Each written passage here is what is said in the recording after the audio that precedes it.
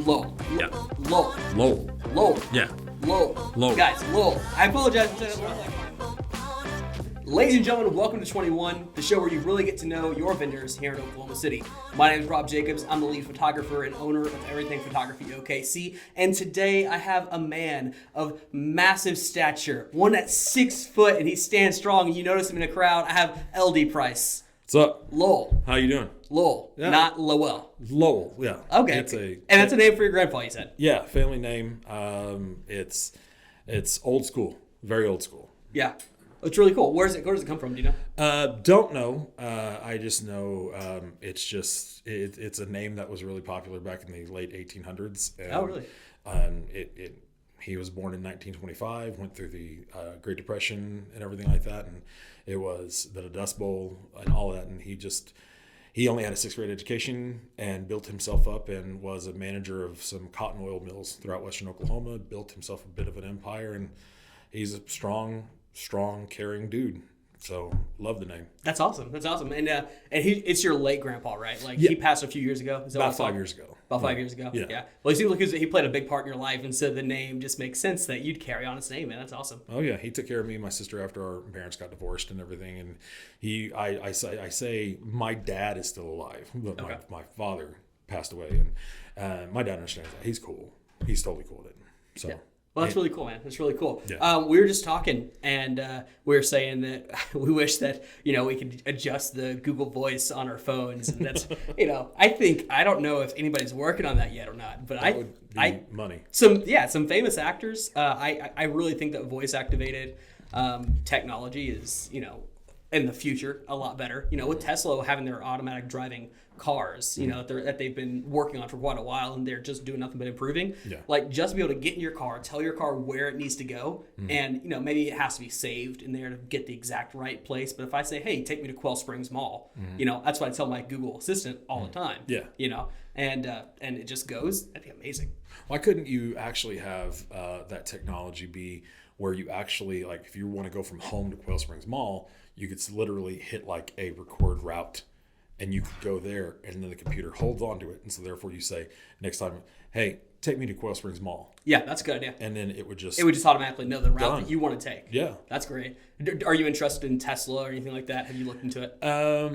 I'm still iffy. Yeah. As a kid, I was always like, this would be so cool. Jetsons, this stuff will fly us and everything, take us where we need to get. I was all about science fiction and everything like that. But I'm old enough now to kind of go, dude, this is creeping up on us way too quick. Yeah. It's nuts. Whoa, when was the Jetsons placed? What year was that? That was like supposed to be in the 1950s, what they thought now was supposed to be. We were supposed to be living up in the air in these huge platform apartments. Well, I don't know if you've, we just discovered this the other day. Have you ever heard of quantum locking? I've heard it, I don't know that much about it. This is new stuff to me, but we watched a YouTube video on it the other day with this guy super cooled a superconductor, I guess, and with liquid nitrogen, and he puts it on this metal plate, and it's not like a normal magnet would react. It stays in its bounds. It doesn't try to flip over or anything like that. It just stays right there. You can get it like inches or centimeters maybe from the plate, the metal plate, and it glides. And we were talking like, how cool would it be for a company to be able to like get some liquid nitrogen on the bottom of a vehicle or some sort. I'm not smart enough to figure it out, but somebody is. Tesla. Raise your hand if you want to become the first Marty McFly with the hoverboard. Let's go. Yeah, let's go. Right. Mattel is going to get it would be so perfect thing to test, such a perfect thing to test out. And I gotta do a little more YouTube research to figure out someone's done it. But hey, that's not what we're talking about today. What we're talking about today is your awesome business that you've built. Your Price Entertainment, and then what is the name you have for officiating? Because you're also an officiant, right? It's just under Price Entertainment. Oh, under Price Entertainment. Okay, cool. I just wanted to put everything underneath one umbrella. Yeah. And get that taken care of. It's just multifaceted. Cool. Different. How long have you been officiating? Officiating for roughly about maybe 4.5 years. The first time I ever officiated was my niece wanted to get married at my sister's house to her kid's father. And so they were like, do you want to do it? You want to do it? And I was like, sure. We had just lost my grandpa. And we did it shortly after he passed away, I believe, if I remember correctly. I'm old now. I'm in my 40s, so God forbid. Old. We just had Jamie Woody in here, and she's in her 40s. She does makeup for weddings.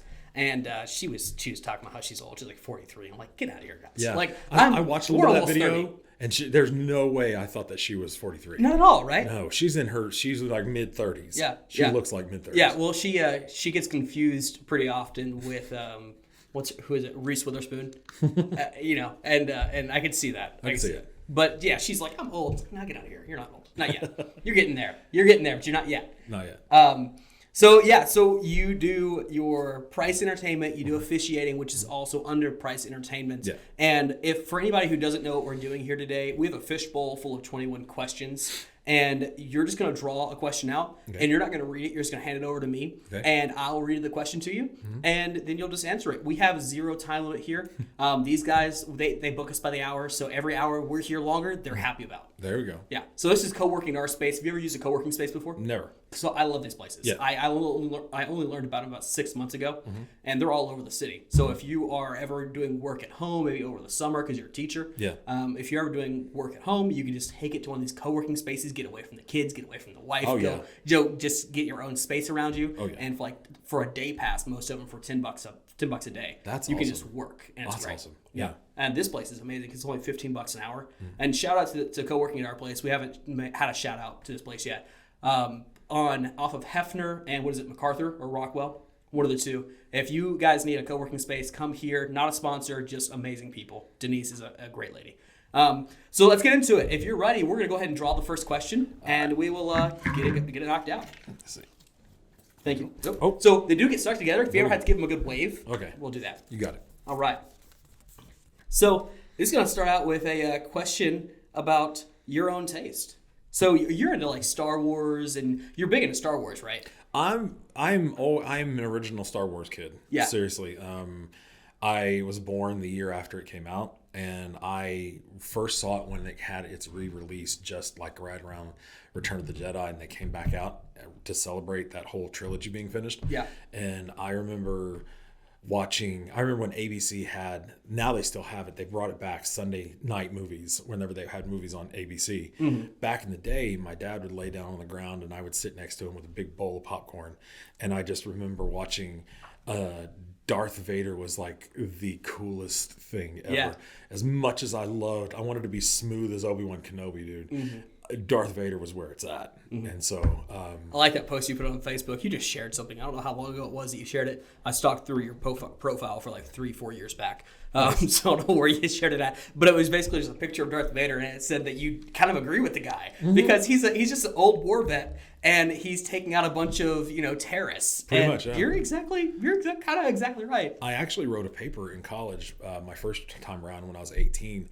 I was going to Langston University, and my dad was working there as a drug and alcohol abuse counselor, so I got in on the discount. And so basically I wrote a paper, and they were talking about find a movie that you can talk about, and it was a psychology class, and find a movie that you could equate to a life crisis. And I immediately chose Darth Vader. And he was like, what? It's like, hear me out. He is an ex-war vet, obviously, who's been through something traumatic, and now he's kind of went down on his dark side. That's like Vietnam vets who have gone down alcoholism, drug abuse, depression, borderline suicide. And then in the end, he finds a way. He finds something to pull him out. And my professor looked at me going, I never would have pulled that out. Yeah. It was awesome. Think about that. And now, I think really now that we've had Thanos in the MCU, we are going to get a lot more relatable bad guys. And I think they could have done a lot better with making Darth Vader more relatable. Oh, yeah. Because they did the psychological thing of putting his face behind a mask and jacking up his face so he no longer seems human even. We completely forget he's Anakin. Oh, yeah. Even when you're watching, and even when you watch the prequel trilogy first, right? Like you still can easily forget he's Anakin and just go on about it. That's not what this question's about. Okay. I can tell we're gonna do this. We go off, man. It's great. I love it. Great. We love Star Wars. We're big fans. It's unbelievable. I haven't seen Visions yet. I will say this: Visions is a trip. It is awesome. She started watching without me, and I'm super excited about it.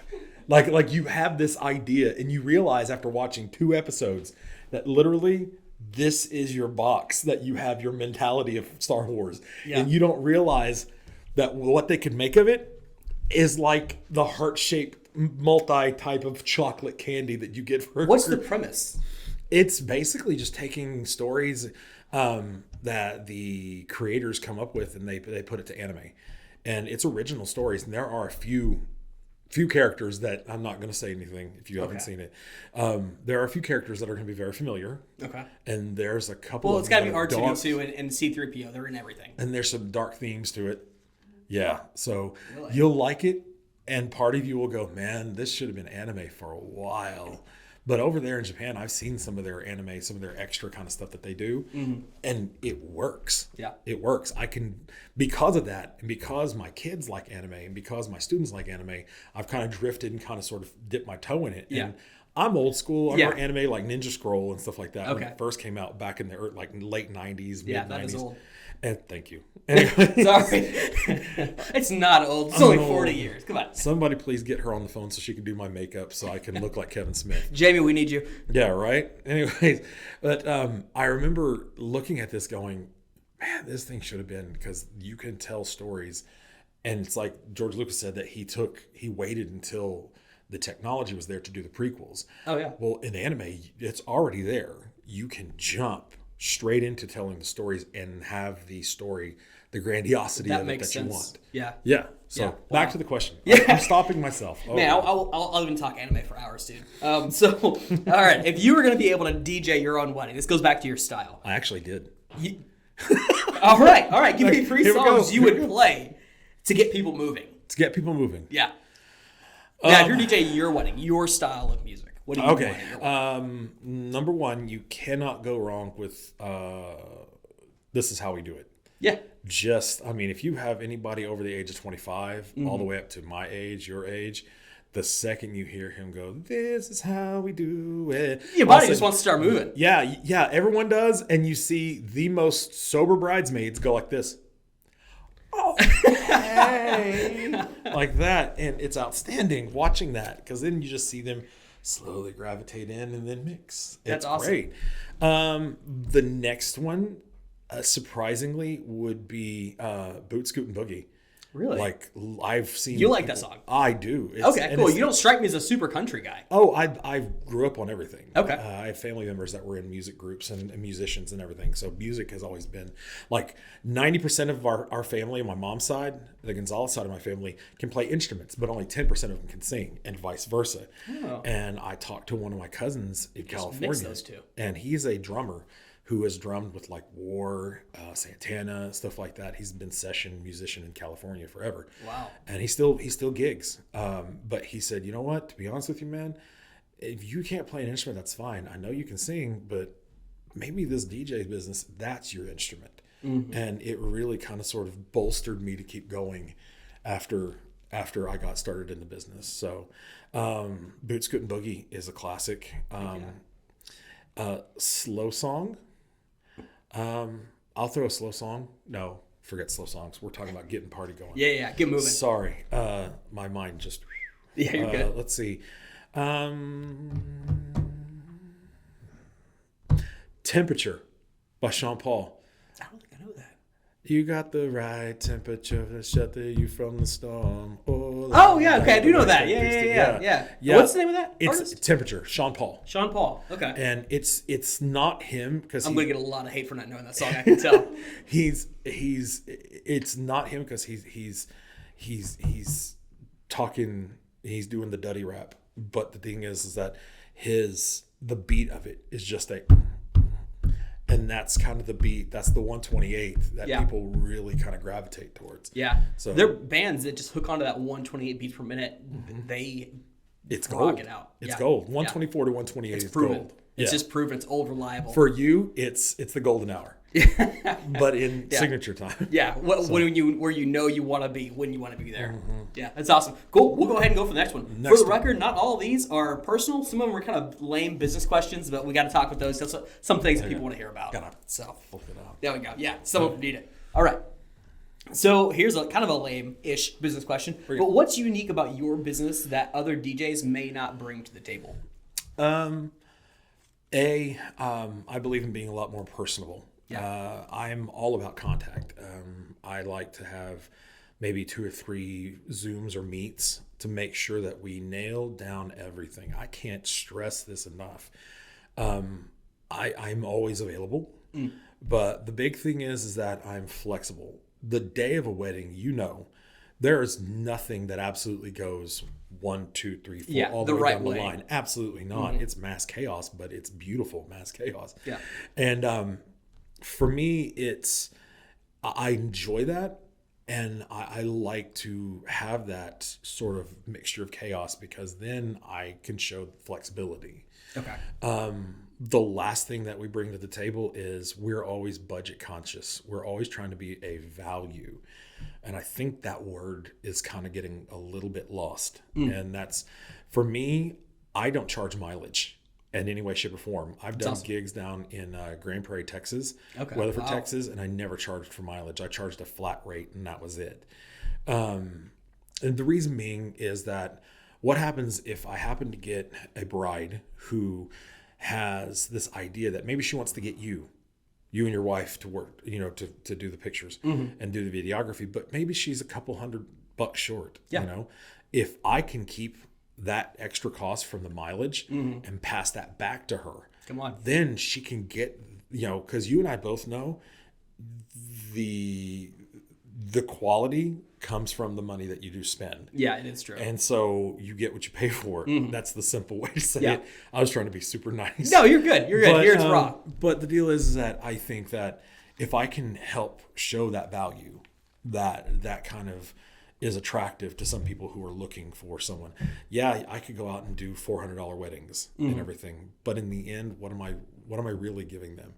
When I first started that way, I was doing $300 weddings and undercutting and taking a lot of people off. Yes. And so, and I get that, and I lived But with to but to break into the market and get some weddings under your belt, you kind of got to. You have to. We gave our first 2 weddings away for free, man. Nice. We get it. We get it. You get it. We traveled all the way to Missouri, and Nice. then that was kind of for we were used to be youth pastors, and it was one of our youth pastor girls who was getting married, and then we traveled to Guthrie. Do you know the Rustic Rose Barn? Yes. Yeah, we went out to the Rustic Rose Barn and did our second wedding ever for free there. Nice. It was a massive thing. Portfolio shots we still have online today. Nice. So we were lucky. You get so much good out of those small time ones. You at least get the experience of what to do, and I did my research, but my number one thing was anytime I talk to a client, it's always if I was trying to hire me, what would be the most attractive thing to me? And I know they want to figure out exactly how much I cost. That's the first question they're going to ask. Yeah. But I tell them, I never charge over $1,000. Oh, wow. Never. Why? Because I know I'm going to upset some people with saying this, but I know a lot of DJs that charge simply because it's them. Not the business, not what they give. Yeah. And to me, if I can keep my price capped at $1,000, but then I always have a discount. Like yesterday, I booked a wedding for September next year, and she goes, "How much is it?" And I said, "Well, first of all, we do ceremony and reception all in one. We're there. If you're at a venue, we're there until." Do a lot of DJs not do the ceremony and reception? Sometimes they charge it. They have separate prices. They add it on and everything. It may be an extra $150, $200. Me, I do it all. And I tell them, right now we have a 20% off. I never charge over $1,000, so therefore it's starting off at $8. But if you or your fiance or anyone in the wedding party, I'm extending that little sphere. If anybody is retired, active military, teachers, educators, nurses, doctors, IMSA, fire, police, I'll give you another 10 off. I love that. And basically she goes, "Oh my God, me and my fiance, we're both nurses. Yes, let's go, let's get it." And booked them this morning. They got it taken care of. And I just try to give them as many opportunities as they can to get quality service at a quality, decent price. It's basic 101. Yeah, absolutely. And if I can go every now and then, and there's a couple of things I do during the ceremony that are big bonuses that I would never charge for, but I have a grand introduction that is big. I announce people like they're part of the starting five of the Thunder. Yeah. I vamp it up. I hype I it didn't. up. I didn't get to be there for that at the wedding. We did work together. Yeah. But yeah, how do you do it? Well, I don't want to blow any microphones. Yeah, that's fine. But I would introduce the bridesmaids and groomsmen and everything like that, and then they would want me to switch. So a majority of the people want me to switch to Bring 'Em Out by T.I. Okay. And I'll do that. That's of course, clean version. Mm-hmm. Got to. Everything's labeled a clean version. So if someone goes, hey, that wasn't clean version, look at it is. Straight up. I'm not messing with that. We're in Oklahoma. You never know who's going to get triggered by. But the funny thing about that is, on a side note, is that most of the weddings that I do are usually, we'll keep it tame until like 9 o'clock when Nana and Papa leave. Uh-huh. And then I need me some Cardi B and some Migos. Oh my gosh. And I'm like, this just went down south. And it's kind of funny. It's awesome. It's entertaining, for sure. If I get to it, I could tell you a story about an issue that we had at a wedding out west. Or if you can remind me later. We actually have a question that'll probably fit perfectly. Perfect. Yep. Oh God, it's one of my most entertaining moments. Okay, great. Yeah, I'm looking forward to hear it then. So back to the question. I would go, all right, ladies and gentlemen, please. I got a favor to ask you. Seriously, a favor to ask you. I'm going to ask you guys a couple of questions. I want to kind of get this party hyped up. These guys are right outside those doors. They need this electricity. And we were at the Silver Barn. So I would incorporate that. And I was like, we need the roof off the Silver Barn blown off. So therefore, the county sheriffs are going to come down going, what's going on down at the Silver Barn? There's some craziness that's happening. So here's what I need. Ladies and gentlemen, I know we come to the wedding to go see the beautiful bride in her beautiful dress. But ladies and gentlemen, if you thought that was one of the most handsome and just full of love grooms that you've ever seen in your life, make some noise.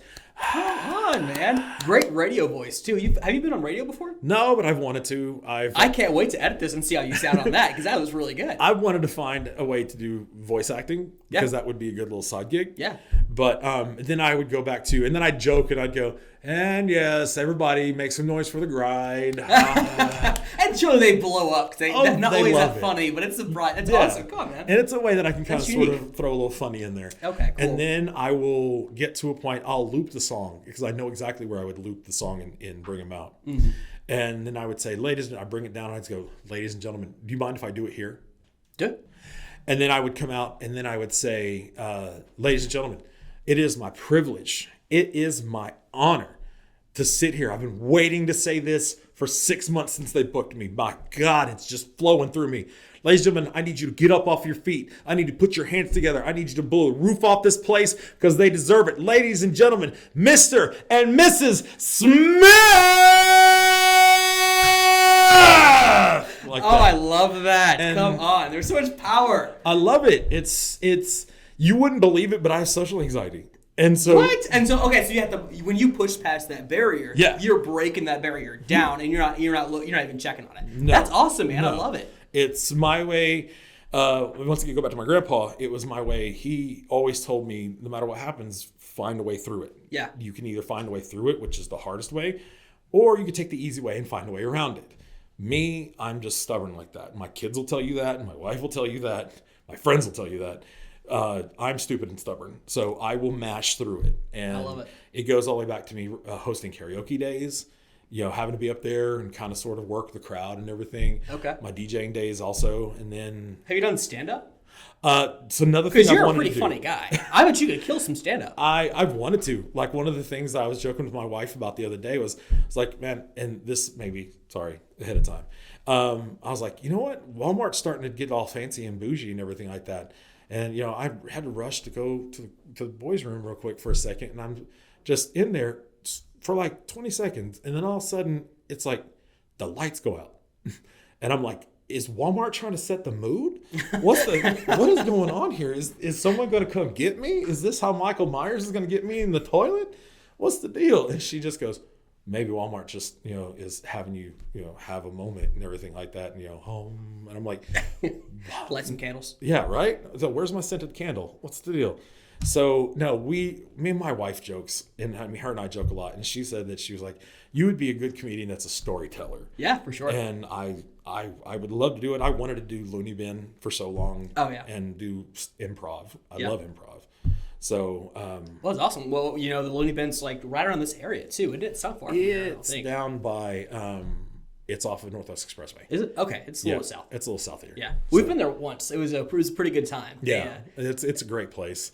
But to get on to do the amateur hour, there's always like 25 or 30 people standing in line waiting to get their name on it. So you have to get there like 5 hours before they open the door. Oh, wow. It's You've nuts. looked into it. Yeah, That's awesome. I did. I really did. Yeah. Well, hey, if you no joke, if you do get on, let me know because I'd love to come see you. I would love it. I just, like I said, my writer's block, like I would literally be making it up as I go. Yeah. Which in some cases my wife would tell you is some of my funniest stuff, but we banter so much back and forth. I keep telling her, and she keeps saying, we just need to record this just so I can go back and listen. Well, my main funny thing is I make up stupid songs. Silly yes. songs with Larry. Please. Like, that's my thing. And my wife has to tell me all the time. It's like, Rob, look, you got to stop making up these silly songs. We're going to have a kid one day. They're going to be like, Daddy, sing the song about the tomato face. And it's like, or something, And I'm like, tomato, I don't know. And so the kid's like, Daddy, you can't do it. You're lame or something. I don't know. How can I make this a kid friendly? How can I equate this to make them understand? My thing is whenever we throw the satellite radio on a trip, I Want to Sex You Up comes on, or It Takes Two by Rob Bass comes on, and I literally will go Facebook Live whenever they weren't hitting you with the copyright. Man, I would just sit there and for like 5 minutes just do dances like sexy back. I'm almost taking my shirt off, and my daughter's just like, oh Jesus Christ, that's awesome. Oh no, stop it! I saw that one where you were dancing to EI by R. Kelly, was it? Or who sings the EI song? Oh, that's Nelly. Nelly, not R. Kelly. Yeah. And you guys were breaking it down and having some fun. Your wife was busting up laughing. She I can't. think one of your kids was in the back seat like, Dad, you're so lame. I don't have kids yet, but I imagine that's got to be how it is. You will be the coolest thing ever, and then out of nowhere, you are lame. It hurts. It's a kick. I promise you. Yeah. Well, I remember I'm 27, and it was like just yesterday when I was like 15, and my parents were lame, But now I'm looking back and I'm like, that's funny crap. That's some funny stuff. There was something on Facebook that was really funny that I posted. I shared. It was somebody don't tell me when someone tells me 2001 is 20 years away. When I'm sitting here angry as all get up because I'm still expecting to say it's 1981. Oh, wow. Something like that. And it feels that way. Once you get to like your 40s, that's when it feels like you've had a rocket strapped to your back and everything. So it's trust me, when you have kids that you think it goes by quick now. Yeah. Dude, Well, and now you're dealing with, 2-3 more people's lives. It's a blur. Yeah. Oh my God. My oldest is almost 19. Well, in a blur, you're making your own business, and you've been doing this for a few years now, right? So 8 years. 8 years. And both my daughters have gone to gigs and helped me out. My oldest one, I used to joke with her. She used to go with me, and she was the kid wrangler, so I called her my executive VP of fun and craziness. Yeah, and I love that. She loved it, and it was awesome. And then one day, of course, it became, I don't want to go. It's lame. Oh my God. And I would always tell her. I used to do gigs for Overture. For the Philharmonic, the after parties. Cool. And I did a few of them, and she would go with me, and so it gave her an excuse to get all dressed up and just look gorgeous as she always does. And there's a picture of her where she's like 10, and she's operating everything. She looks back with this grin like, I love this. Yeah, that's so cool. It's awesome. In the bug bitter or what? The bug kind of bitter, but now she's kind of like wanting to do her own thing. And what is her own thing? What does she like to do? She actually is living down in Norman right now, and she's finishing up at OCCC so that she can go to OU. And she wants in the spring to walk on to try to be part of the Pride. Wow. So she's an amazing, amazing trumpet player. She's brilliant, just absolutely stone dead brilliant. That's amazing. And I've got no idea. Does she have her own YouTube channel? No. Does she have anything online? She does. Okay. She's like Instagram, Snapchat, things like that. I always try to encourage as many people as I can to do a YouTube channel or even a Facebook. You do a lot of Facebook Live videos, which I think is great. It's funny. It's just because I see funny stuff and I just put it on there. And so some of my friends like back in the day I did a prom at the Cotillion in Wichita, which is an amazing venue if you've ever been the Cotillion. No, I haven't been there. It's it used to be a little small concert venue. Okay. It could hold maybe about 500 or 700 people, and it was gorgeous. But have a stage, and it was for a Catholic school. And on my way home, like I had several friends who were always asking how the business is going. And so in darkness, it's funny because I would just hit Facebook Live and I'd see my friends ding on and they'd ask, how was it? And everything like that. And it was just fun rather than calling people up in the middle of the night, coming home at 1:30. Yeah. So I like Facebook Live and everything. It's fun. It's a valuable asset. Oh, definitely. Yeah. It's pretty I use some of it for like on business Facebook page yesterday. I made a video. Yeah, you were saying something about how you're a wrestling coach and a teacher, and so you're trying to just balance those things. Yeah. And I know I have a question here about it, but I'm going to go ahead and just ask you, and we'll just toss that question here when we get to it. Okay. But how do you find that balance? Because that's a lot. Like not just being any type of coach, on top of being a teacher, on top of owning your own business, on top of being a father to 3 girls and having a wife. 2 girls, 1 boy. 2 girls, 1 boy. Yeah. 14-year-old twins. Oh wow. Yeah. Wow, that's fun. It is. Congrats, Dad. You got both. It's number one, I have an amazing partner. I have an amazing wife who is her name's Amanda, right? Her name's Amanda. Okay. And she is literally the rock that holds the balloons down, so to speak. Some of those balloons have got the little weight, flat weight and everything. No, she is a flipping boulder. Come on. And she comes from an amazing family. What's weird is when we first met, we met off of Match and we totally denied it for years. And so now I'm saying it, Match. Christian and Mingle. Me and that girl right there. We're about to celebrate 6 years. There we go. So yeah. We met up for coffee and I mentioned that I graduated from Guthrie. Okay. And she goes, what year did you graduate from Guthrie? And I go, 97. I go, what? She goes, that means you knew my brother. And I go, who's your brother? His name's Ryan. And your last name was Knight. I go, yeah, I did. Yeah, I did. Oh, gosh. Yeah, and that just brought it right in. And we dated for a while. We broke up because I wasn't anywhere near ready to be that guy. And we got back together and we've been together ever since. And she's outstanding. She's amazing. And she taught me something that I never ever knew. And that was sometimes it's okay to let one of the balls drop. You cannot keep all the balls up. Yeah, you can't be perfect all the time. And that was always my mentality is that I had to take care of everything. And at the same time, back in the day, I was just a typical dude, and I was just so stupid with my decision makings and stuff like that. And so, long story short, being with her kind of sort of knocked the dust off of the good stuff that I kind of let get dusty and disappear a little bit. And she taught me that sometimes you have to sacrifice something, but as long as you communicate with her, as long as I communicate with her, I know for a fact there's going to be she'll find a way. She'll help me find a way to balance it. Yeah. And she's never been to a wrestling match, never went to a duel for school. And so she's all like, so now I got to end up being like the coach's wife and I got to start learning it. So during the Olympics, I was teaching her freestyle and Greco-Roman and stuff.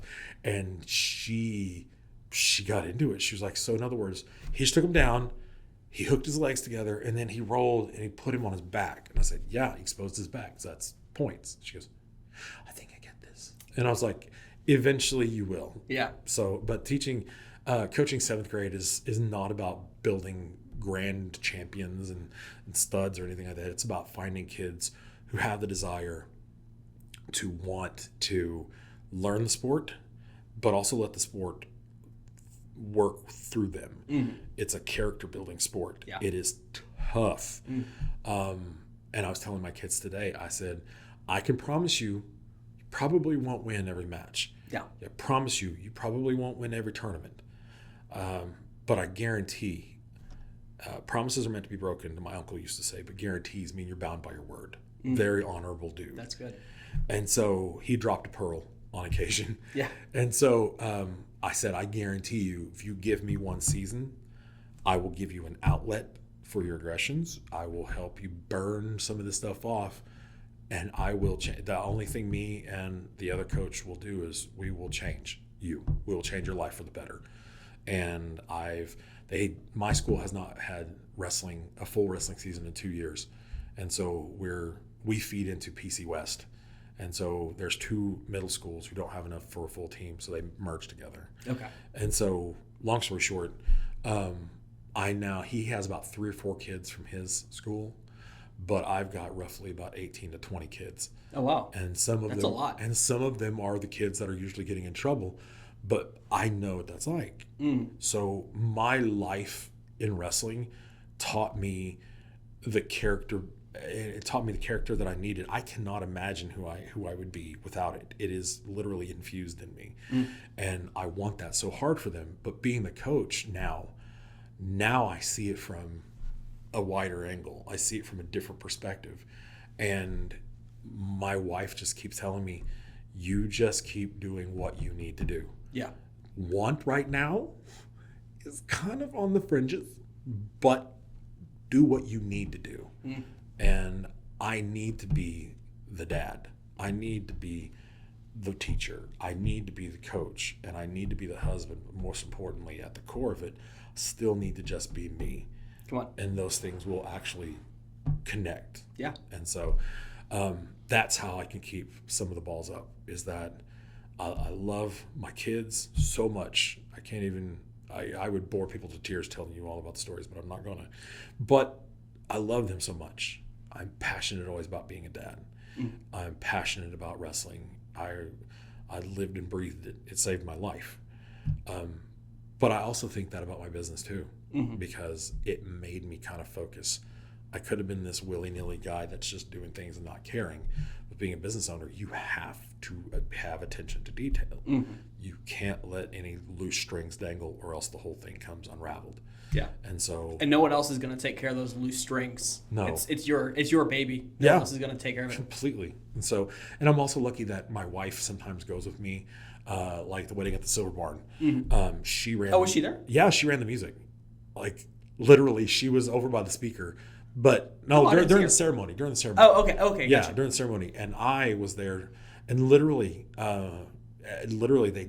we talked on the phone. She was like, "We do not want something any big."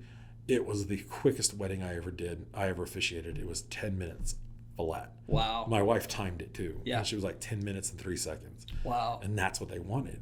And so that's awesome. That's better than the 45-minute weddings, you know. Jeez. I will do your wedding if it's 45 minutes long. I'll take photo, I'll take video. But God, yeah, please. Your guests don't even want it to be 45 minutes long. Right. You know, while you guys are doing this, can I go jump in the bouncy house? Yeah, right. Seriously, just to alleviate a little bit of the in between. I'll leave this running. I'll capture everything. I just drank 2 coffees before I came to your wedding. Right. Let me go run around the block 5 times. I can't stand here. For right. 45, I'm jittery. My teeth are just like you're cold and freezing. So, but yeah, I wouldn't be. Yeah, the business wouldn't be what it is now without her. Yeah. And so she is, even though I'm the owner and operator, she is the heart and soul of it, and she keeps me going. That's awesome, man. That's awesome. Great answer. Great question. Let's move on to it. Let's get it. Okay, we're good. There you go. Double checking. All right. Sorry. Balls. I need to see you. I do this. I need to see you, John Coffey. Yeah. Oh my gosh. I do this thing where I choke on my own spit for no reason all of a sudden. My grandpa did the same thing. He would always eat or drink, and somehow, some way, he was always trying to also take in a grasp of air. That's what it is. And it went down, and his face would turn bright flipping red. Yeah. I thought he was going to die like 18 times man. before I was 20. Because he would just do you're that. killing me. Yeah. Oh, it's crazy. Hey, so you have a wedding coming up on the 30th, right?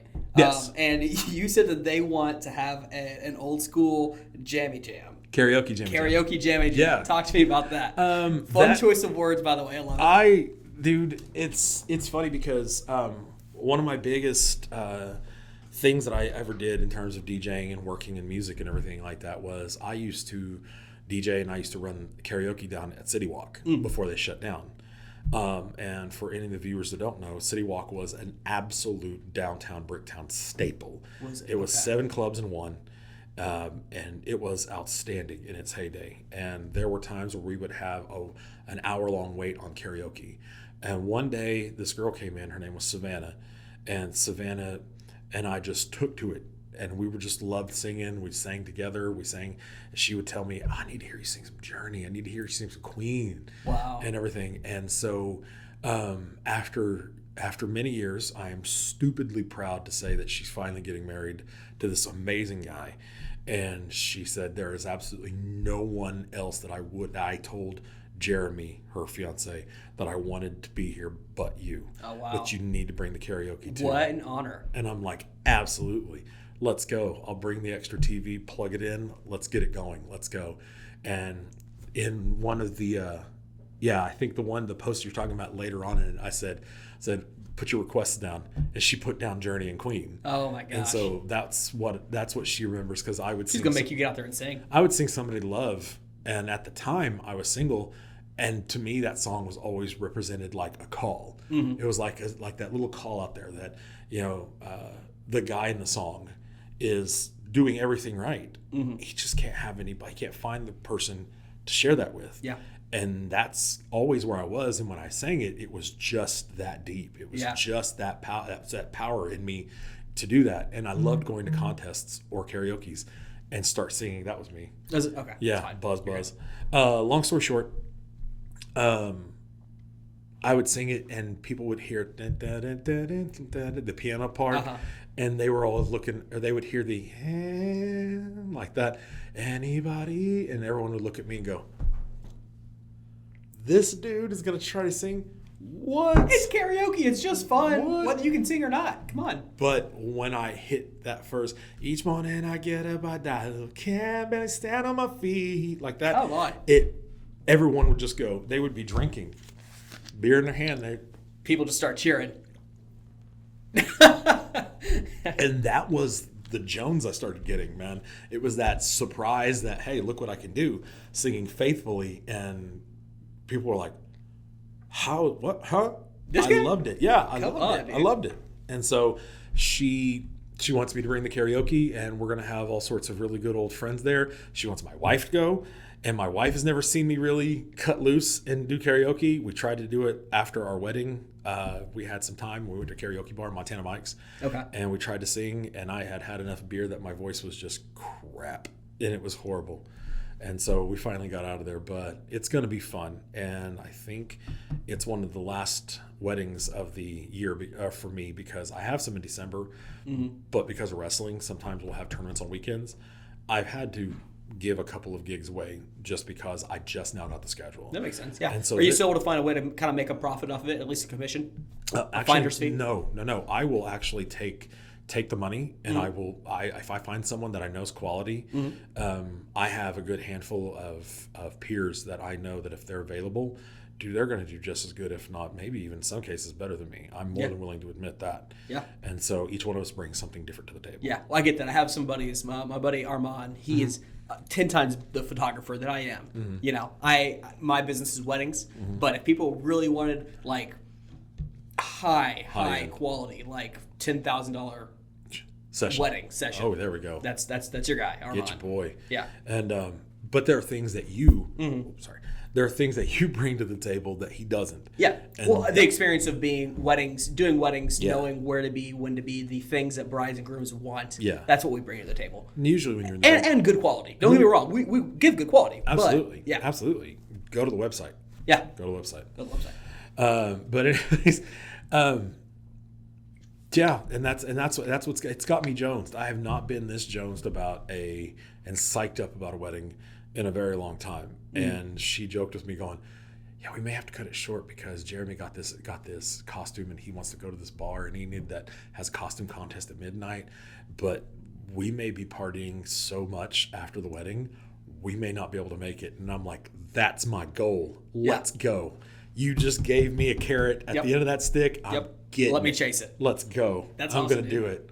So that's the kind of wedding that I like. Is I don't have to know somebody, but if you're excited about it and you're willing to give me detail, dude. Have you ever had those weddings? It's a dumb question, but have you had those weddings where people just don't want to dance?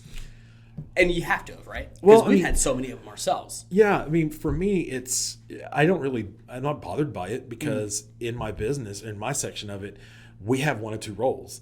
either we're the DJ that gets people going and gets people up and moving and keeps them on the dance floor.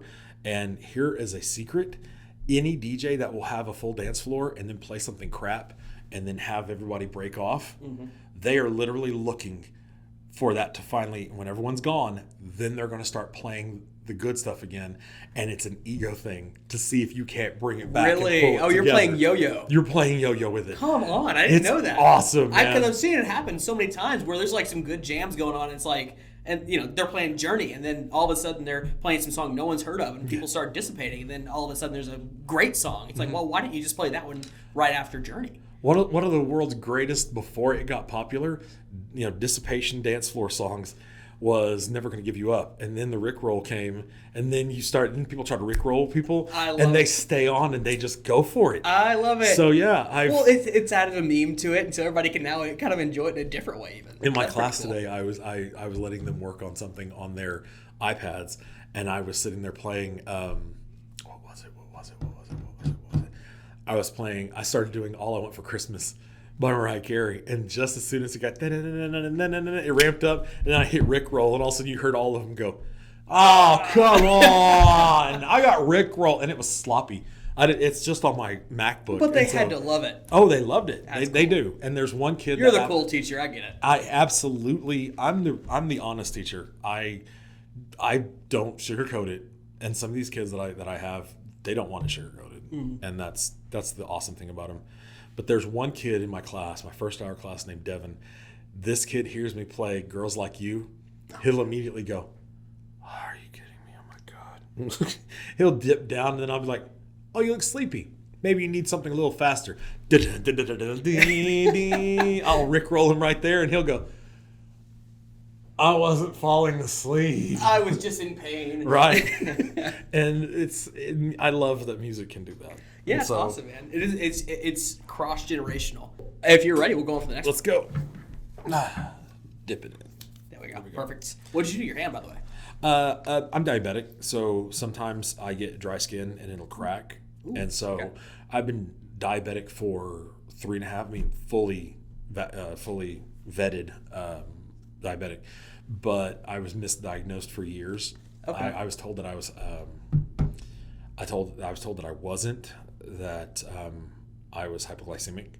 So I went for years thinking and eating like I was hypoglycemic, and it did nothing but damage. And so now I'm 43. I got bad knees, and I got nerve damage in my feet that fires off. Thank God for Lyrica. Oh my gosh. And so I just gotten to the point to where I'm like, you know what? If I have to walk around with some Band-Aids on, I'm cool with it. My kids are like, "What'd you do fingers?" I was like, "They're dried, they're cracking," and they're like, "Oh, okay, cool." Huh. Yeah, I used to have my grandpa's feet. Like his feet look like a leper, basically. Oh, yeah.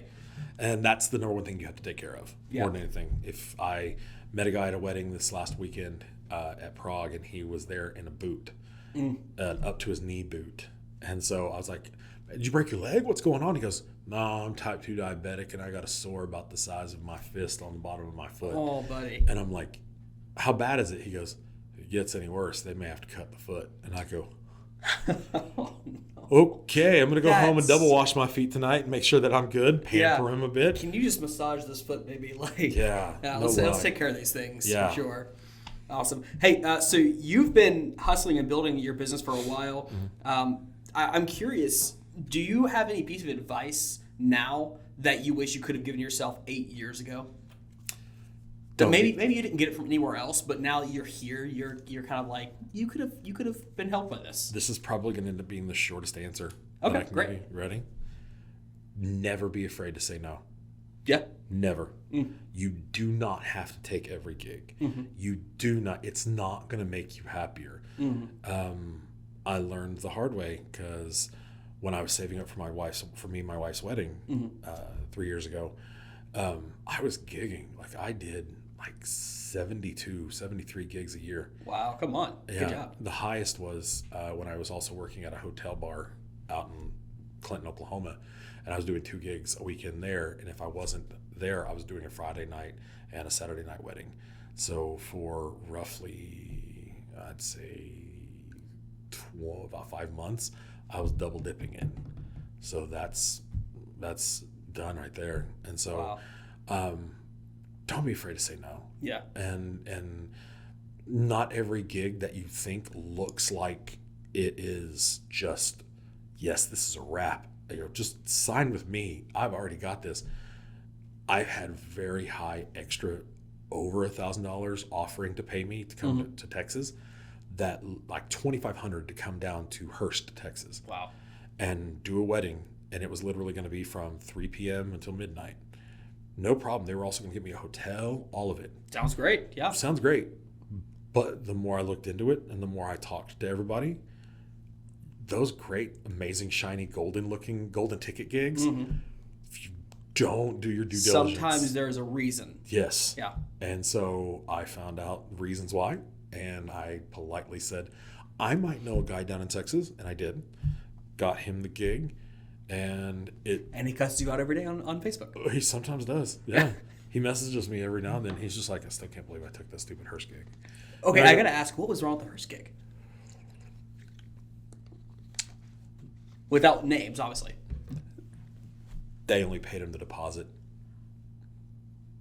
He surely does contracts, right? Contract. He had to go through about maybe 2 years worth of litigation to get any money. And it was just a feeling in my bones. I was just like, I'm coming down there and they're willing to offer me more than twice. What I'm asking? Yeah. More than, it's 2.5 times what I was going to be asking. What? Yeah. And so it's that little tiny little nagging little voice back here in your head going, huh? What's up with this? Yeah. What's really happening? And then I just was like, I can't. I actually, and one of the greatest things is admitting I don't know if I really fully have that weekend. Let me double check my calendar. And if you have that feeling, you're like, yeah, I just looked and I was actually double booking. I can't double book to anybody. Yeah. That's and it's a polite way of saying no. But guess what? Sweetener on top of it. I know a guy who's closer who would definitely take this gig. Yeah. How about I help you out and take care of that? Oh my God, that's so wonderful of you. Thank you. Yeah. And I'm like, okay, sweet. There we go. And now I have to pay for it every 2 weeks or so. Yeah. Still can't believe you made me go to Hearst. I love that, man. I love that. Cool. I was like, you live in Irving. It's not that deep of a drive for you. He's like, it was not fun, dude. I was like, what do I owe you? You owe me a night at Topgolf, beer and pizza. And I'm like, when you come to Oklahoma City, let's go. It's like, no, I had to make you drive down to Irving. I was like, no, it's not how this works. So he's going to make you put in the work. He's going to make me put in the work, but I can see it's justified. Yeah. So, but he ended up finally getting it, and then he finally started apologizing to me. But he was like, dude, you literally, I had to jump through so many hoops. I've had those weddings though, and I do get it. We had a wedding recently where we don't give out all the raw footage of videos and photos that we take. It doesn't make sense. Yeah. For one, most people's computers can't process raw images anyway. And I'm just going to give you a file that when you try to open it, it's going to say that your computer can't open the file. And for two, it doesn't represent our work that we're trying to put out there. Yeah. So it doesn't make sense for us to represent our brand like that. And brides sometimes come to me. We had one very recently. It was like, look, the only way we're going to hire you is if you give us all this raw stuff. And I'm like, well, hey, look, I really want to work with you guys. You guys are really nice because they were really nice. Yeah. But this is one thing I want. I was like, I just can't give you that. I'm sorry. Yeah. And they ended up actually going with us anyway. And I was really, really happy with it. Nice. But I was at the point where I was ready to say, hey, we just may not be able to work together. Yeah. And turn it down. And still be friends on Facebook because I add them on Facebook because they're a really swell couple. Oh, yeah. But it was, you're exactly right. Not being afraid to say, hey, I can't go with this one. Yeah. That's probably a huge piece of advice. We're only 2 years in ours, but we're getting to learn that sometimes you have to say no. Yeah. And you can also, whenever you talk, that's why I'm really big on communication and talking.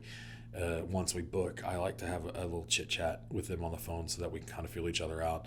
And the best gigs that I've done were from like I had this wedding in Thomas, Oklahoma, at a place called Sorrel. It's a fantastic venue. My God, it's gorgeous. Mm-hmm. But the deal is that this woman found me and through Facebook, through referrals, and she was just like, yeah, would you like to meet up at Chili's? Me and my fiance, we're going to want to meet you up. If you want to bring your wife. And now when I say, hey, Shelly's wanting me to go do this thing at Balmoral, or Belmar, the golf course in Moore, next Monday. Was that cool with you? I'm going to go. It's a charity gig. She goes, is it a charity gig for her? I was like, yeah. She goes, Shelly Davison. Yeah, I love her. We had Chili's. Yeah, go do it. Go get it. Yeah. Those are the best clients, the ones that you don't say no to, because they're on that same level of communication. Yeah. And you get to know them, you feel it out, and it gives them more confidence in who they hired. And that's building an actual relationship with your clients. And that's what we talk about with honestly almost every vendor that we've sat down with since we started this podcast, is that no one wants to just have a customer. No. No one wants to just have a customer. Sometimes that's all some people can be, because you push through, you didn't say no, and you're just like, okay, you need to just be a customer. But most people that we've even had weddings with were like, I would love for us to stay in contact and do work together in the future, just because you're that grand of a person. Yeah. But yeah. You make a connection and everything like that, but it's also, in a way, you are unknowingly planting seeds. So therefore, if something grows from that, like Shelly has sent me two or three pieces of gigs. She's wanted to hire me for three or four gigs since her wedding a year and a half ago. Wow. But the deal is that in the end, I haven't been able to take them because I'm already booked, but I'm able to pass them off and someone else can benefit from them. And so it's something that can, if you do it right, you build that rapport, and that's huge. Yeah. You were able to break down those walls quick. Like my grandmother used to say, no matter who you meet, it's a stranger. You make them laugh, you are halfway done. Yep. And so if you can make them laugh or smile, you're halfway there. Yep. And so suddenly I hear Bon Jovi in my head. Jesus. Anyway, so that's just what I do, is that I just try to talk to them like I've known them forever. And so that's why talking to you at the wedding and everything like that was so easy, because I understood, before you even showed up, I told your wife, I was like, hey, you know what? I always try to work with photographers when they do their first dance. And I remember telling you this. I said, when they do their first dance, I'm not going to have any of my lighting on, because I know how hard it is for you guys to scrub images. And time is of the essence. They will love you to death, and potentially maybe even throw a tip to you somewhere for having good quality images that didn't take forever. Yeah. And you got the proofs and you show them. And so why would I want to do that? So I always try to work with photographers.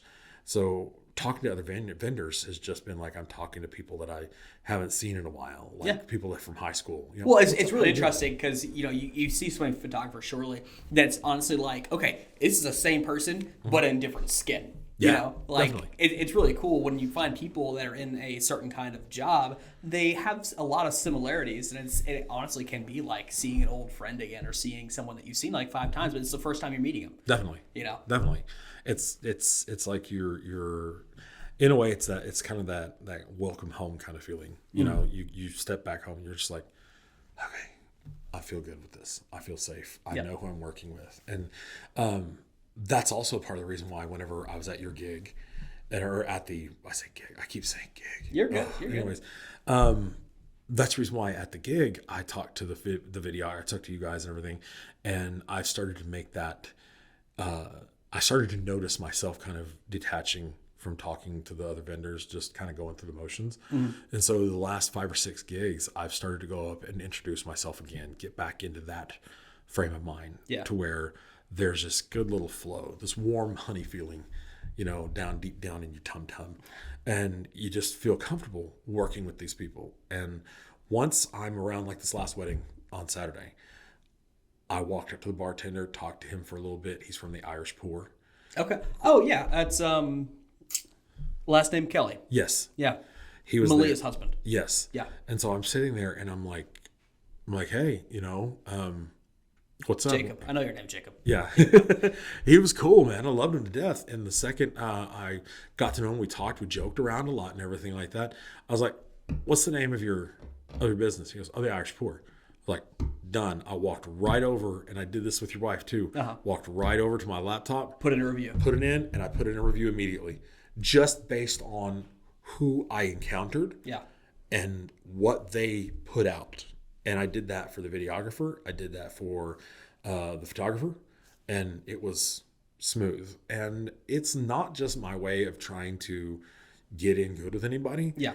But considering the world we live in, why not put that extra positivity out there? I absolutely agree. Yeah. You know? So And it can really matter, you know, for vendors, like for people to choose the vendor they're going with. They want to see reviews that say this is the kind of person you're gonna be working with. That's actually why we do this whole thing, is because people want to know who they're gonna be working with, right? And it's just knowing your vendors makes it a lot easier to choose. Definitely. And so those reviews go a long way to doing that. Definitely. But yeah, that's awesome, man. Let's go for the next one. Let's go. We're gonna have to do a lightning round. I can already tell. Let's hey, do see it. how are we doing over there? We're doing good. Okay, lightning round. Let's go. All right, cool. So how many weddings have you DJ'd so far? Who?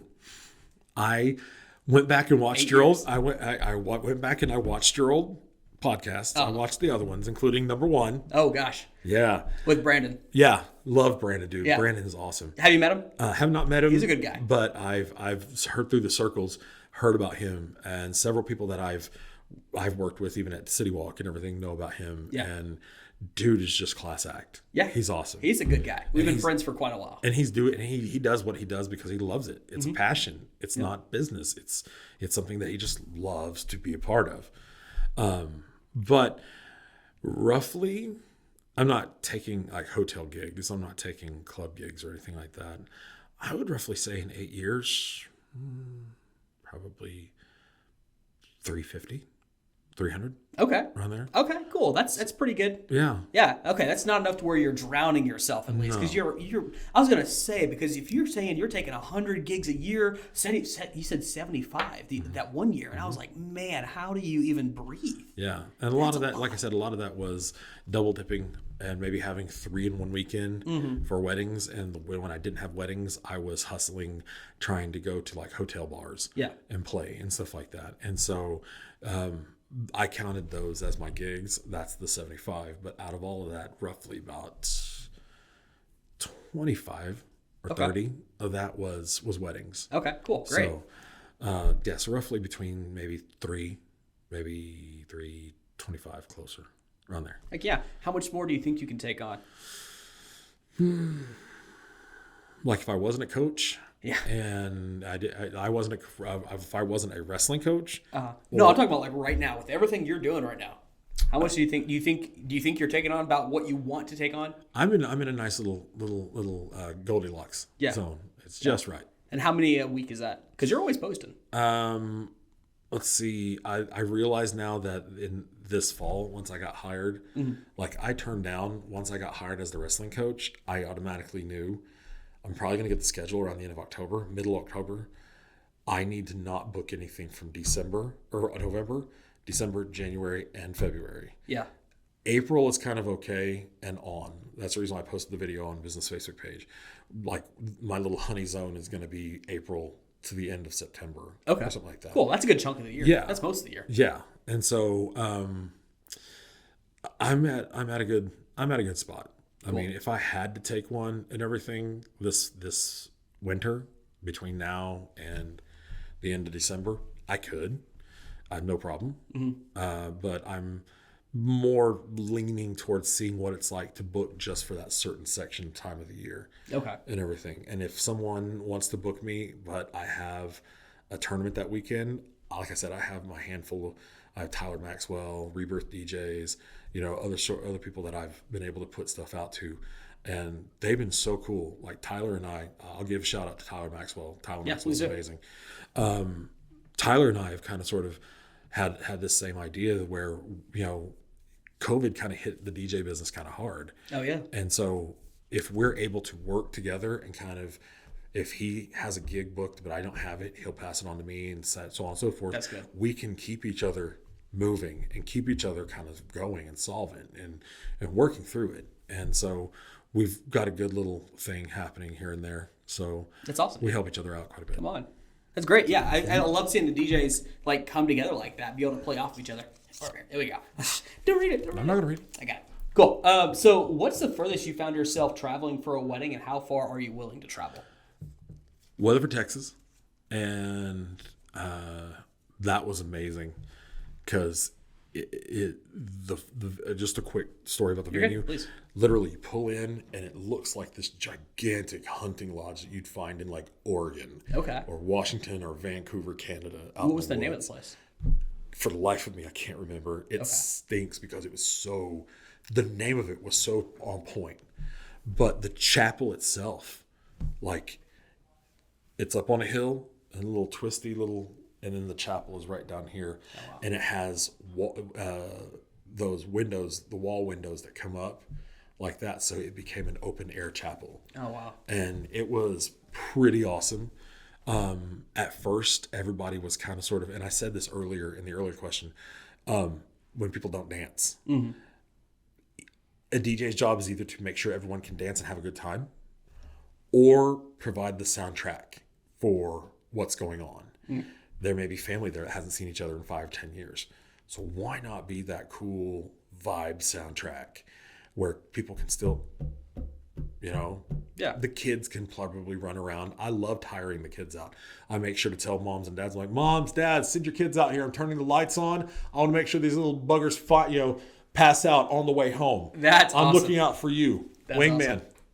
And so they started out kind of sort of,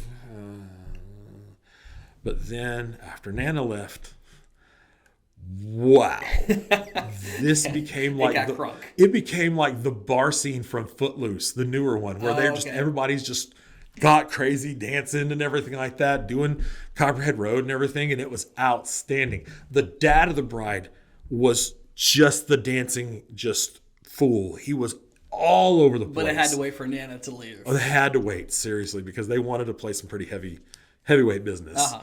So that was one of the best ones. It gives me my wife. Anytime I go long distance, my wife goes with me because she hates it when I drive long periods at night. Uh-huh. And so, without anybody to talk to, I hate it too. I get it. Oh no, she's such a trooper, and I know I've said that already a lot, but she's such a trooper because she always wants me to call her and talk to her, even while she's half asleep. Uh-huh. That's how awesome she is. That's and cool. So, big props again. How far would I? I've done weddings all the way up in Wichita. I've done weddings all the way up in Inola. Okay. And so I've done weddings up in Woodward. I have yet to get to the Panhandle. Okay. Like Guyman. That would be. Is there any? I haven't looked. Is there any wedding venues in like the Little Sahara anywhere? I don't really know. I'd love to see something like that with like kind of the what is that boho vibe? Yeah. Sort of like almost like a. I'd kill for like a saloon, Western looking town venue. Wow. Would be pretty cool. That would be good. Yeah. And everything. I don't know. I don't know about. Yeah. I don't know if there's one up there. It would be awesome. Yeah. The furthest in Oklahoma I think I've done is Eagletown. Okay. Down southeast. Yeah. Down near Little River, and I have no idea where that's at. Oh, it's down in the southeast. Almost corner, like you're almost a Texarkana. Okay. And it was a fun. My wife and I rented a cabin out there off Broken Bow. Yeah. Awesome. They are huge Sasquatch nuts down there. Oh, great. Is that where Pistols and Pearls is? I believe so. Because we have that next month. We have Pistols and Pearls next month. Believe so. Yeah. I've heard some ghost stories about the place. Oh.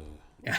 There's some venues that I've been at in my 8 years that I swear they're haunted. Yeah. Like the family will leave me and they'll go off site to go get ready. Mm-hmm. And then they'll come back here and then they'll be there to do their makeup and everything. I should not be bringing this back up and knowing that we have to go there next month. I'm going to be all creeped out. But like I'm told like Sasquatch stories like in the distance for at Pistols and Pearls. And I'm just like, okay, this is how we get killed. Yeah, right. This is how horror stories made. Yeah, exactly. Right? Yeah, we're in the woods. My phone just died. Yeah, I'm hosed. Yeah. So I'll give no names, but the story I heard was that the groom and their son got such horrible vibes and had heard some things in the distance that sounded like roaring, and they had this horrible looming vibe over them that they had to go and get in the car and they locked themselves in the car for like over an hour. Holy. Yeah. Wow. and the person I heard this from was going in a lot more detail, and it's not my story to tell, so I'm not going to go too much further. But yeah, I got to go there next month, and that's all I can think about. So yeah, please, a little bit of blood just splatter on me. Right after Halloween, you know. Yeah, exactly. Right. Great for Halloween. Why time. not? Let's do it. Let's get it. Yeah. Okay, I'm gonna pause it one more time. Okay, perfect timing. Yeah, I'm terrified now. Oh my gosh. No, the weird thing was that we rented a cabin out there just about 20 minutes north of Broken Bow, and gorgeous cabin. It's big enough for two people. It's awesome. But the back deck was awesome because they had a swing, a porch swing. They had a little staircase that went down to its own little pond where you could fish. Okay. And a little gazebo, a little fire pit place. Sounds and they gorgeous. had a hot tub on it. And of course, me and my wife get there the night before. We're hitting hot tub, but the weird thing was that she went in bed. She went inside, laid down in bed, and out of nowhere, all of a sudden I hear this. And you didn't see a dog anywhere, did I you? didn't see it. Oh no, hold on. I go like this. I'm back to the staircase. The door's back over here, and I'm just kicked up, relaxing, and all of a sudden I hear it. I turn around. There is a flipping coyote right there on the deck. Oh, you did see a dog. Yeah. Oh my God. And I sat there, and he was just sitting there, just sitting up like that. And I just I sunk down, and I waited, and then he just went down the stairs and took off. Oh my gosh. I went inside. A single coyote I'm not worried about. I think I can take a single coyote. But coyotes don't run in singles usually. They run in packs. Well, I mean, there were branches being cracked out nearby. Yeah. So I'm pretty sure that there was one around. There was a pack around. Yeah. But I mean, you say I take out a single coyote. Be honest with you, dude. I don't really want to have to be in that position. Yeah. No, I don't want to have to be, but if I'm fighting for my life, I think I can do it. And I carry. I don't know if you carry. You're a teacher. No. Are you into guns at all? I've shot guns. Yeah. I just Not big into them. I don't do it all the time. Okay, cool. Yeah, I carry a 9mm, and I'm a big gun enthusiast. I was in the Army for 6 years, so it kind of just comes with the stomping ground. But yeah, I think I can maybe take a coyote. But I think so. We also have a coyote dog. Yeah, we have two dogs. We have a husky. Yeah. A Siberian Sierra, is that what he is? Or is he Alaskan or Siberian? Milo. Siberian, I think. Okay, cool. Yeah. And then Jasper, he's a coyote min pin mix. Wow. So just imagine. That little blend. Yeah, that Wow. was probably not the best mating season for that min pin. Oh no! But, yeah. Ouch! Just Yeah. Hey, so this I question. hear ET in the back of my head where he sees the Elliot's finger and he's like, "Ow!" That's what just went through my head. Yeah, that's our dog right there, and he looks like a tiny Hold German on. Shepherd. Let me see. Hold on. He looks like a tiny German Shepherd, but he is just the best boy. Oh, look at that guy. Yeah, and he's a little prince. He uses pillows, he uses blankets. Oh. We don't have kids yet. 5 years, 6 years into it, we don't have kids yet, but we got him. There you go. He's pretty good. All right, you love to shoot and share these Facebook Live videos. I think that's really fun. For you, is it kind of a marketing thing? You've been in this DJ space for 8 years. Is this a marketing thing for you, or are you kind of having like vlogs that you can maybe share with your kids, your grandkids down the road? Is that what you're thinking? I was very big on, once again, pearls of wisdom. You know? My dad threw one down, and he said on one of his party nights, he sat down next to me and said, "Son, you need to have some adventures." And I was like, "Okay, have some adventures." All right. He goes, "You need to have so many adventures that when you have kids and your kids want you to tell them a bedtime story, you need to tell them one of your adventures instead of a bedtime story. Yeah. You need to have so many adventures that they listen to all your stories and it inspires them to want to go higher, to go further." Yeah. And so for me, it is a little bit of both. It's, I want to be able to say in 5 years, "Look at me, I didn't even have that much gray in my chin. Wow, what happened?" Uh-huh. And then the other one is sometimes I'll do it on my business Facebook page just to show everybody the venue, to show it's basic. I want to show them the setup. I want to show them how I have it set up. and leave a video there for anybody who comes by and takes a look at and browses through and does a nice little.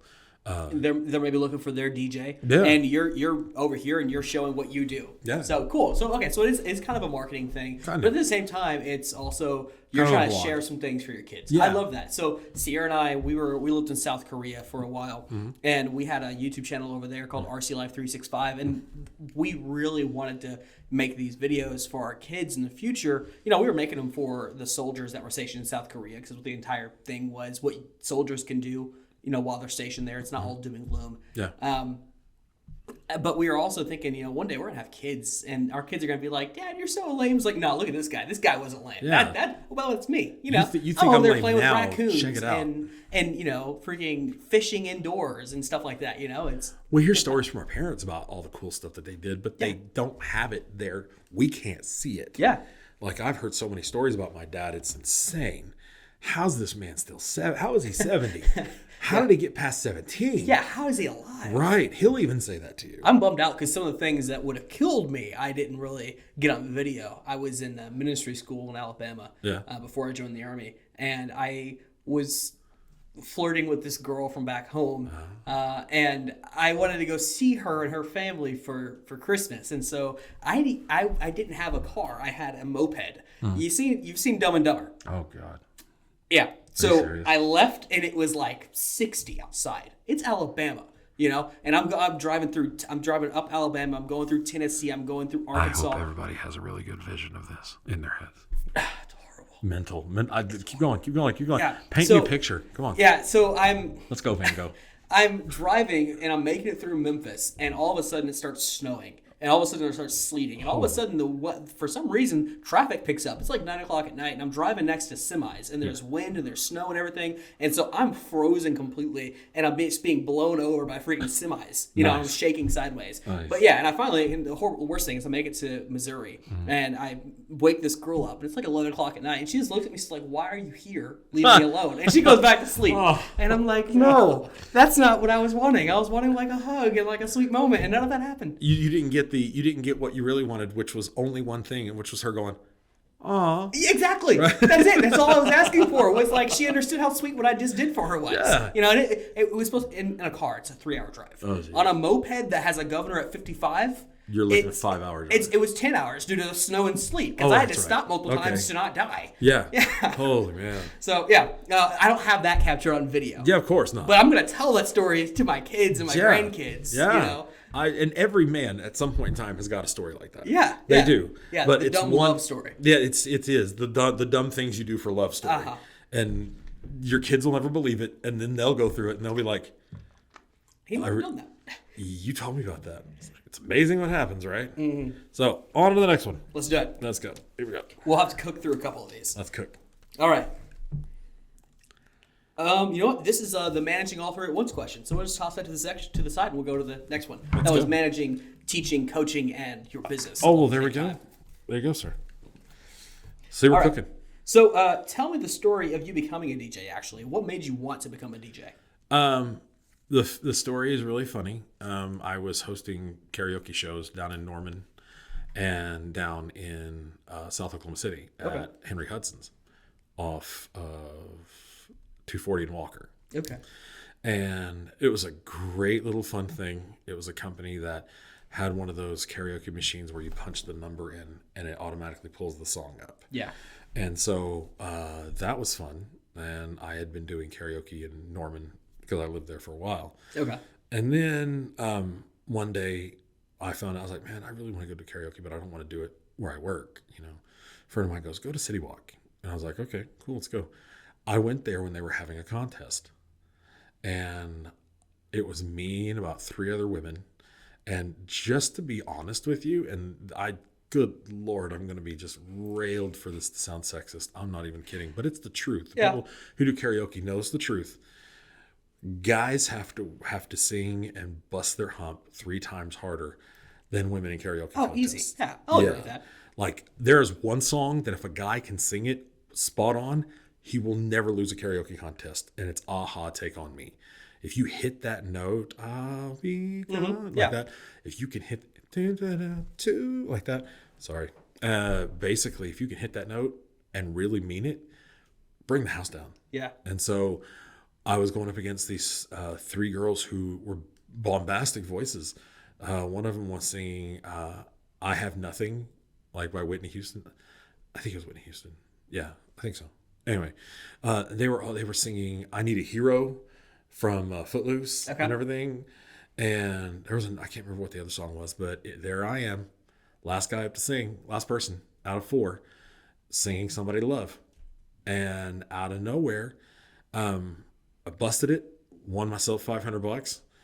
And the guy running it goes, "Man, you're really good." I was like, "Yeah, I get a lot of practice because I sing when I do karaoke work down south on the south side of Oklahoma City in Norman." He goes, "Would you be interested in maybe, I don't know, covering on a Sunday for me and everything like that here? They pay you $100 and you get a tab." And I was like, "Tab? Sure. Tab? Okay, cool. Sweet. All right."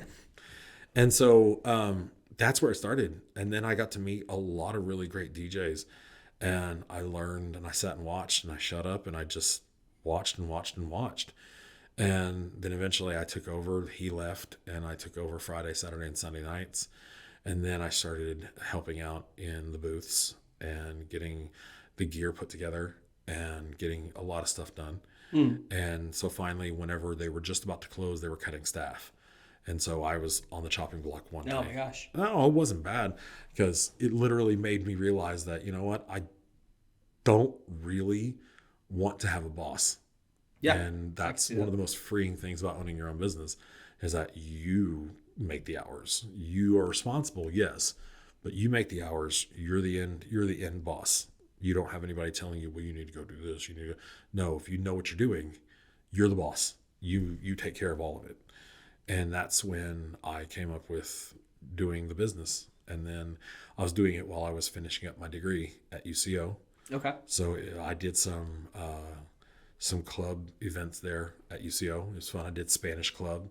My boy Abram got me that gig, and he was doing the Mexican hat dance, and it was outstanding. If I could show you video, if you really did a deep dive on my videos and stuff, you should probably be able to see him doing the Thriller dance at my wedding. Okay. It was the most outstanding thing you've ever seen in your life. It was him. It was that good. Yeah, it was at the Will Rogers Theater, right? And Thriller came on, and dude was just getting it, and everybody stopped. And to this day, my best friends, one lives in Tulsa, and his brother lives in Washington. I go, man. They're like, man, that was a fun little wedding. I was like, yeah, and even guests of my wife that she works with and her cousins were like, that guy who did Thriller, he was the best. Yeah. It was awesome. And so that's just how it happened. It's pretty funny, though. It's actually most of the weddings that I hear people remember, think back about. It's the things that they think about is usually the one person who got out there and broke dance in the middle of the floor when no one else was going to. Our wedding, her Uncle Brian was a hoot. He got out there. He's classic goofy uncle, and he got out there and he killed it. One of my best friend's weddings, like Ethan, my buddy Josh, he got out there and he started. What is that called? What is that dance that Josh was doing? Is stepping or something like that?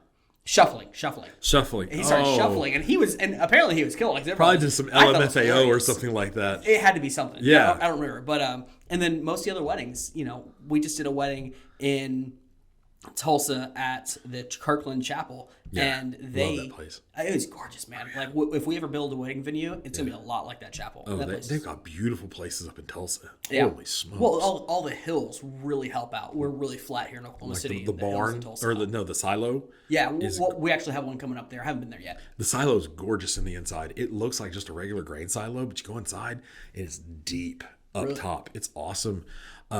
The Harweldon Mansion. I don't know if you've never been there. They even have a room in there that shows the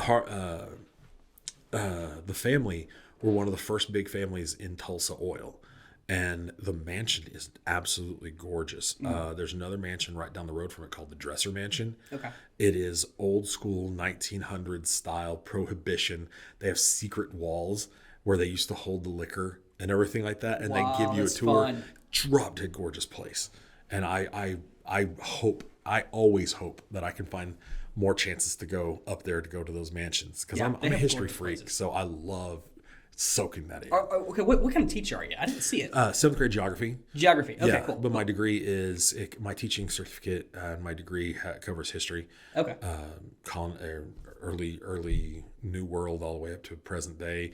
I think not business, economics, geography, and a couple other things. So I can teach all the way up to 12th grade. Wow. So yeah, but it's just every wedding we go to, there's always that one person who get out there and break dances, and that's what people remember about the wedding is who can cut loose the wild and card. have the fun. Exactly. Yeah. There always has. I mean, it would be great if every wedding could have a wild card like that, to where you had no idea that this was going to go. Yeah, some of them don't. Some of them are kind of fuddy-duddies, and that's all right. Yeah, that's all right. Not everyone can be, hyperactive like us. Okay, there we go. There's I'll take those. That's fine. 2 more so that we can burn through. Cool. So tell me about your own wedding. We kind of touched on it, actually. Tell me about your wedding to your wife. Oh, here we go. The very abridged. I did a wedding about 4 years ago at the Will Rogers Theater. Okay. It used to be an actual theater, but the owners bought it, gutted it, and they created an event center inside of it. So the stage is where they used to have a stage anyway during the back in the day with the cinemas, and the screen would come down. They took the screen out, and they have just a small screen where they can do some whatever it is. Presentations and everything like that. Sorry, my brain is. You're good. Like parent-teacher conferences last week, and then in 24 hours or 48 hours, I'm going to be in New Jersey. Oh, dude. I'm going to my brother-in-law's wedding, okay. My wife's brother's getting married again, and I'm helping with sound and Zoom and stuff like that. So awesome. Trust me, I'm going to be asking you guys for some tips on this here in a little bit. But long story short, I fell in love with the place because I felt so Gatsby. It was gorgeous. Yeah. It's right next to Sushi Neko down there on Western, I believe. I don't know that I've been to that one. Not Eastern. Anyway, it's over by where the old Split Tea restaurant was. Okay. It's I'm near Missouri Belle Isle. Guy. I'm new to Oklahoma, but she probably knows what you're talking about. It's near about. Belle Isle. Sounds familiar. Will Rogers Theater. Do you know where that is? It's over by Bishop McGinnis. Oh yeah. High school. I know where that is. So, anyways, long story short, I fell in love with the place, and we had just gotten back. We just dropped my oldest daughter Sarah off at her mom's house in Tuttle because we went down to visit my twins down in San Antonio. Okay. And just as we're driving, and she's gonna love this because now I'm making this story official. Okay. It's on the internet. Okay. It's done. I'm driving, and we're getting to that bend just after the Northwest Expressway cut off on the turnpike. Okay. We're turning towards, and I sit there and I look and I go, look at her, realize everything we've done this weekend. And I go, we've been together for a while, haven't we? She goes, yeah. I was like, yeah. Like you and I have been together thick and thin. Holy crud. She was like, yeah, it's amazing. Holy crap. I was like, yeah. And this is the world's, I expect your wife to jump over here and slap me for what I'm about to do. This is the world's worst proposal. Oh, no. But I have an idea to make up for it. Okay. All right. Let's hear it. So I go, you maybe want to, make this a permanent thing, kind of, make it legal. Yeah. And she just looked at me like, and she goes, yeah, okay, let's go. But my idea to make up for it is that one of these days I'm going to get I'm going to have a photographer. I'm going to denote like a Sunday or something like that somewhere in Oklahoma City, maybe out at our family farm in Clinton, somewhere where we have something in common. Mm-hmm. And I want to take a picture of me getting on one knee. I'd love that. And I want to do 12 pictures that have to do with the seasons. And so I want to make a calendar so that she could have me asking her to marry her every single month for a full year. This boy's a bard if he's playing D&D. That's smooth, dude. I wanted to make up because, oh Lord, the amount of stuff that she's helped me with. Oh, I owe her everything. But we went, and I took her to go see the Will Rogers Theater. She loved it, and we took her mom and dad. And I'm sitting there looking at her going, I love this place. I love this place. Oh my God, I love this place. Sure enough, her mom goes, I like this place. And then I was like, awesome, sweet. So they like this place. Okay, good. And then my wife turns around and looks at me and goes, she said she's going to help us pay the deposit down for it. And I'm going, no, I don't want, no. I've always been like trying to make sure that I take care of it. Yeah, no, okay, I get that. And so I'm like, and the second she turns around, I'm like, no. Like that. And so finally we got to it. I had a Christmas party the night before my wedding. Oh, wow. That I did down at the Ramada in Oklahoma City. And so it was the Ramada Hotel down by the airport. I think off of Meridian or MacArthur, one of them. But anyways, I was there until like 1:30. But my wedding was at, I believe, 3.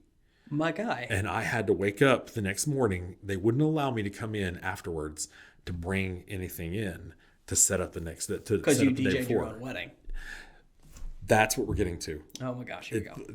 You and I both know, all three of us in this room know, there's nothing perfect about this process whatsoever. Nothing. So the deal is that I woke up, I went home, took a cat nap, literally, and woke up at 6:30, 7 o'clock in the morning. Took all my gear down there. My 2 best friends, all my groomsmen were there helping decorate. They were troopers, my Lord. And we got everything set up. We asked a couple of friends of ours who I DJ'd their wedding at the at Broken Horn. Okay. And by the way, love Broken Horn. They're amazing people. That's God. a beautiful venue. It is. And it's compact, it's small, but it gives you that feel that you're in a really cool little warm, homey place. Yeah, well, they've done this really interesting thing by combining the whole barn thing with the industrial feel, and it's a great blend that they have going on. Oh, yeah. And so I did their wedding out there, and then we were joking around. One of our friends, Jordan, and he's like, yeah, man, I'll DJ your wedding. You just set me up with the list and everything like that and tell me what to play and everything. And so they started it. But then when we started getting to our first dance, I joked around because my wife can't stand Queen, which is a gut punch to me. What? It is a gut punch. I've never heard anybody say they can't stand Queen. She can't stand Queen because she was in band. And in band, all they ever did was play Queen. Okay. And so it was a staple. And so long story short, she was like, no Queen. So we were getting ready, and I had Jordan cue up Bohemian Rhapsody. And I told him to hit that first.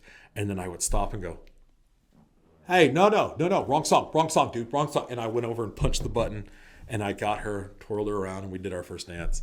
The best part of the day, the surprising part, was that it was the beginning of December back about 3-4 years ago, where they said that it was going to be Snowmageddon, where there was going to be 6-foot drifts. But then it turned out that it just had a light dusting of snow. So we had close to like 125 people say, yeah, we're going to be there. But we only ended up with like 57, 58. You can blame her dad. It's fine. But He's a weatherman. Didn't matter. Why? Because we had the people there that came. We got the love. No big deal. Yeah. We got to throw a really good party, and we got to say I do. And it became more intimate. Yes. I feel like when you invite too many guests, there's no way you get to connect with all of them. No. And if you do connect with all of them, you don't have time to enjoy your own day. Absolutely. And we were lucky. We had 30, 45 people show up, to ours, and we were able to connect with every single person. Absolutely. And it enriches the feeling of the day, But I came down I came down to my own song from 2001 Space Odyssey, Zarathustra. Okay. Like that. And my dad heard that, and just as I was walking down the aisle and I was getting to the officiant, he just goes, really? Just the disappointment. No. He understands the grandiosity. It's cool. genetic. Trust me, he understands it. I love that. And so she came down and was gorgeous. And I had memorized my my vows over for a year ahead of time. And she did the trick where she pulls out the piece of the note card, and it's attached And I go, You're marrying the right chick. right. That's awesome. She was playing the game too, and it was great. And you guys didn't tell either one of you? Anybody? No, she knew. I didn't know that she was going to do that, so that was a surprise to me. And so we went through the service, and then I had the idea before we got married was that being married is all about integrating. You're integrating something new into your life, and so I'm integrating her family into mine, and she's integrating mine into hers. So when I was dancing, my mom couldn't make it to my wedding, and so my stepmother, I danced with her, and then halfway through the song, it was Michael Bublé's version of "God Only Knows," which is an absolutely hauntingly beautiful. I haven't heard his version. It's a little bit longer, but it's super slow and it's hauntingly beautiful. Yeah. Halfway through, I took my stepmom to her chair, and then I reached over and did it old school. May I have this dance to her mom? And I brought her out. Oh my gosh. And she did the same Tears thing. were rolling, surely. She did the same thing with her dad, and then she got my dad, who could barely walk. He had a cane. He's got bad legs, bad knees, and everything. And he went out and he danced with her a little bit and everything. And that was the symbolism for both of us, was that we are accepting both sides of the family, and this is just one family now. That's awesome. So it doesn't matter your last name. You're just family. That's wholesome. And the DJing my own part of the wedding is very simple and very short. Jordan and his wife, God bless them, I love them. I felt like they were trapped and they couldn't enjoy the wedding. So I told them, y'all get out of here. Go up to the bar, have a drink on me. Go get some food. And I programmed everything and hit auto mix. Let's go. And I literally went through like 5 or 6 lists of everything that I knew that I liked. And you'd already been DJing for a few years at this point. Oh, yeah. Okay. And so we played it, clipped the lights on, had them turn the overhead lights off, and it was a party. And Come on, dude. It was awesome. And That's so I jokingly say that I DJ'd my own wedding. That's fun. Well, you partly did. That's great, dude. It's fun. That's really cool. Well, that's good. That's good stuff. All right. So what is actually that process that you use for choosing music for a couple's wedding? The hardest thing in the world is for a couple to just say, you know what it is, play whatever. And I'm just sitting there thinking, are you serious? What's the deal? Oh my gosh. And so you're kind of painted into a corner, because if you do, if you don't, you know. So I always try to stress to them, we need to have a meeting. We need to talk about what it is that you like. If you tell me, just what's the most popular songs for a girl to go down the aisle to, I'll comb through maybe a year's worth of itineraries, because I always give the agreement and then I send out an itinerary. So it gives me an idea of what we're doing. And I'll say, oh, there's this one, this one, this one. And I'll do a Zoom and I'll share my screen and I'll show them, this is good, this is good. And then then they'll find a way to pick one. And if I'm there, if we're sharing the screen, I'll show them that I'm filling out the itinerary as we speak. I've filled out so many itineraries while I'm on a Zoom call and on a phone call. It's unreal. Oh, wow. So, but when it comes to the music for the reception and everything, I jokingly call it the sandbox method, because in a way, if they just say, just play some good music, that's like setting a kid down at a beach and he's got nothing but sand. That's too much. Yeah. What does he do? If they give me 20, 25 songs that they really like, stuff that they really want to hear, I play straight from that list first. I don't go rogue and think, okay, I'm going to mix this. This is awesome. Like tweak some, EQs and everything. No, I'm not going to do that. That's dumb. So I play from their list, and once I'm done with their list, it actually it puts those planks of wood down so I know what area I need to play in. Okay. Yeah. So, and then if I'm done with it and I start playing stuff and I see heads moving, I see people tapping, and I see people moving in their seats and everything, I'm sniffing it out. Eagle eyes over there. Yeah, seriously. I mean, it's when I used to wait tables, and so I could sit back and watch a busy Friday, Saturday night and see which section was kind of sort of a little rough. This one's running smooth. It was almost like watching ocean move, and being able to see, figure out, okay, these people over here, they're really liking this, so I need to play something like this. But I also know that I need to squeeze in a slow song. I need to announce, guys, we've been having so much fun. You know what? Grab a partner. I'm going to turn the lights off. Grab a partner and slow dance. You deserve a slow dance. Get up. Go get it. And they'll go out and they'll slow dance. And then halfway through the song, I'll bring it down a little bit and go, hey, stay out here. I'm throwing you one more. You need to stay out here with your partner. There Okay? you go. Say you danced. And then I bring it up, and then I go into the next slow song. And that's generally the process, is that I go by what they will give me, and kind of gives me a ballpark to work in. And then I basically sniff out my watch to see what works, and then I stay in that route. Okay, cool. So you're really reading body language and stuff like that to figure out what you're doing. That's great, man. That's cool. So love it. yeah, if that means anything, when you're booking your DJs, give them something to work off of. At least how many songs should they give you? If they're going to give you 15 to 20. 15 to 20 songs, that's 15 easy. to 20, especially 15 to 20 songs that you really know that you'll dance to and really enjoy hearing. That's a treasure map. Yeah. Right there. Yeah. If you can give that to them, you're almost 99% of the time guaranteed to have a really enjoyable experience. That's awesome. I'm in trouble because half that's going to be Linkin Park. Oh, man. Because I freaking love Linkin Park, dude. It's one of my favorite all time. I would just want to throw Bleed It Out. Yeah, one exactly. Time and just, That okay, would okay, we're done with the seriousness. Let's go. Exactly. Let's go. Yeah. Get it up. That's a good one. That's a good one. Cool. Let's go for it. Oh, yeah. Let's go. I know. You already drew it. I'm on top of it. There we go. So, what value has your years of teaching brought to your life? So, you've been teaching for how long? This is my 4th year. 4th year. Okay, that's not very long. I thought you'd tell me you've been teaching for like 15 or so years. Do you love those kids? I do. I love these awesome. kids. The quick version of this was back in high school in Weatherford.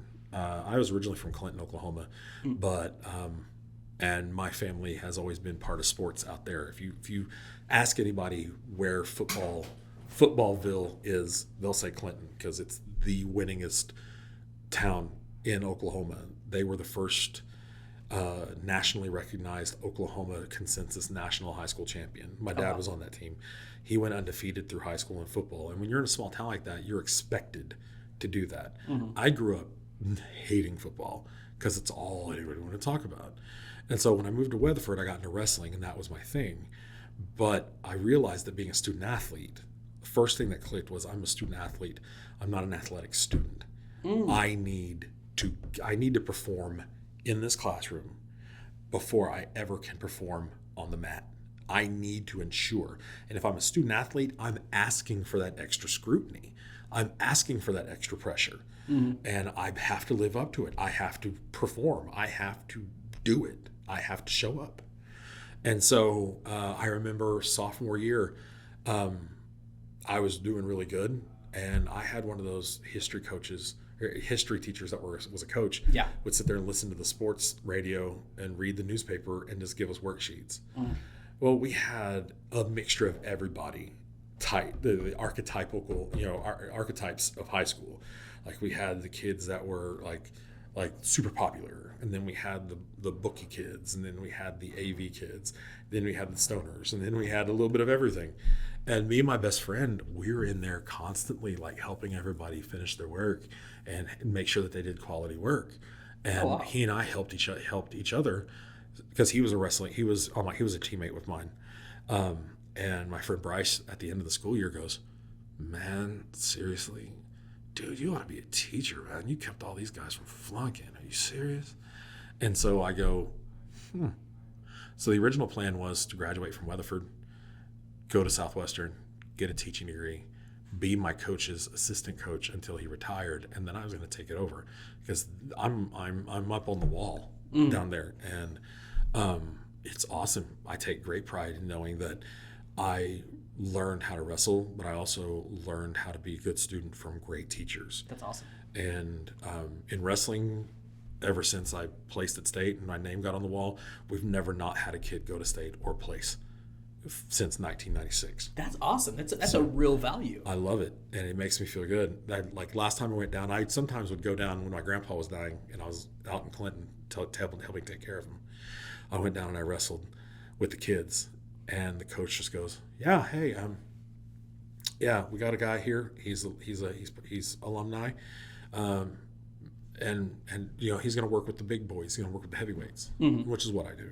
Mm-hmm. And so, were you always kind of a heavyset guy? Yeah. Even in high school? Yeah. Oh wow. But back You in had to be a champion. but back in high school, man, seriously, I was about maybe 5'10" and everything, and I weighed about 235 pounds, and I was wrestling guys that weighed 280. Really? So yeah, and at one point in time, I was ranked fourth in the state, and I love that. You were fourth in the state. You weren't punching down. You were punching up still. Yeah. That's amazing. And I was at one point in time top 10 in the nation. Oh wow. At my weight. And so going to college and becoming a coach became what I wanted since my sophomore year of high school. And so long story short, the only person that could wrestle with me in practice was my coach. And he was a Vietnam vet. And he grew up and he also knew my family. And so it was cool that he knew my family. But when he wrestled, dude weighed like 200 pounds even, but he was about 6'2", 6'3". He was the only one I could wrestle and never took him down, ever. Wow. Dude handed me my butt, broke it off, gift wrapped it, and handed it to me with a big red bow saying, "You're welcome." Wow. And so, and all my teammates just saw me get drilled by this guy. But that was the second thing I needed. I needed to be humbled. Yeah, for sure. Horribly, because in my family, my dad especially, sometimes he's... And so that was the other thing that I learned. And so going into being a teacher, I finally was able to go back and finish my degree. When I finally finished at UCO, I realized that there was a teacher shortage, and it was the time of the walkout. Okay. And so what I did was I went and I audited my grades at UCO, my hours. And they said, well, if you dropped the history ed portion of your degree and just went history, you could get out after next semester. And I said, okay, then after that, I'll go get emergency certified. I would rather go get the experience and help out the schools and get in there and learn what I need to do. I've always been a very tactile learner. Show it to me and let me do it, and I got it. Mm-hmm.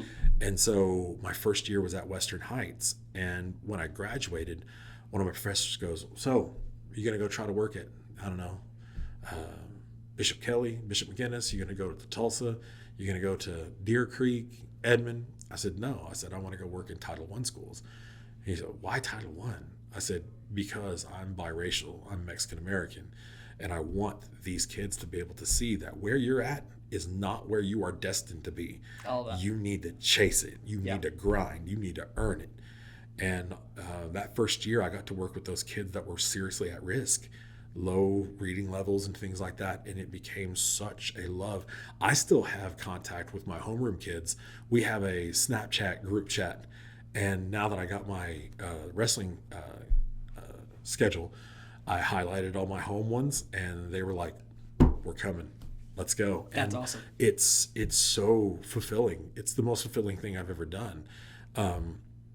They love the fact that I DJ, and they gotta think you're a cool guy because that's awesome. They didn't really realize it until the end of the year, that first year where we had a school dance for them, and it was after the school testing. I had my lights on, threw it up, all of it, and we did a 5th versus 6th grade, because at the time I was teaching 6th grade social studies, reading, and English. Wow, that's a lot. Yeah, it was. But it was fun. And so I had a 5th grade versus 6th grade dance off. And they were dancing, and then I did Shut Up and Dance. Well, the stage I was on was probably about as high as this table. Mm-hmm. And so I was in there, and I told them, I was like, if I can get this dance going, you guys are going to see a side of me you've never seen before, and you're going to be like, what?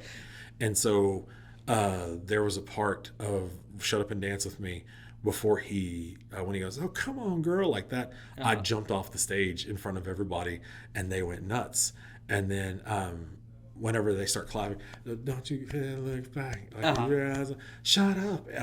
I got on the mic and I said, "Everybody, let me hear you." And those kids screamed their faces off, dude. And I was jumping with them. Fun. I was doing that. And then the next day, even the kids that just absolutely hated me, because I'm all about the rules, I'm old school, follow the rules, they all were coming up to me on, "Mr. Price, what's up?" like that. It broke it down. And so you earned some respect from everybody there. Yeah. And so, I mean, like, I love teaching so much, and it's something that I know this is the only career.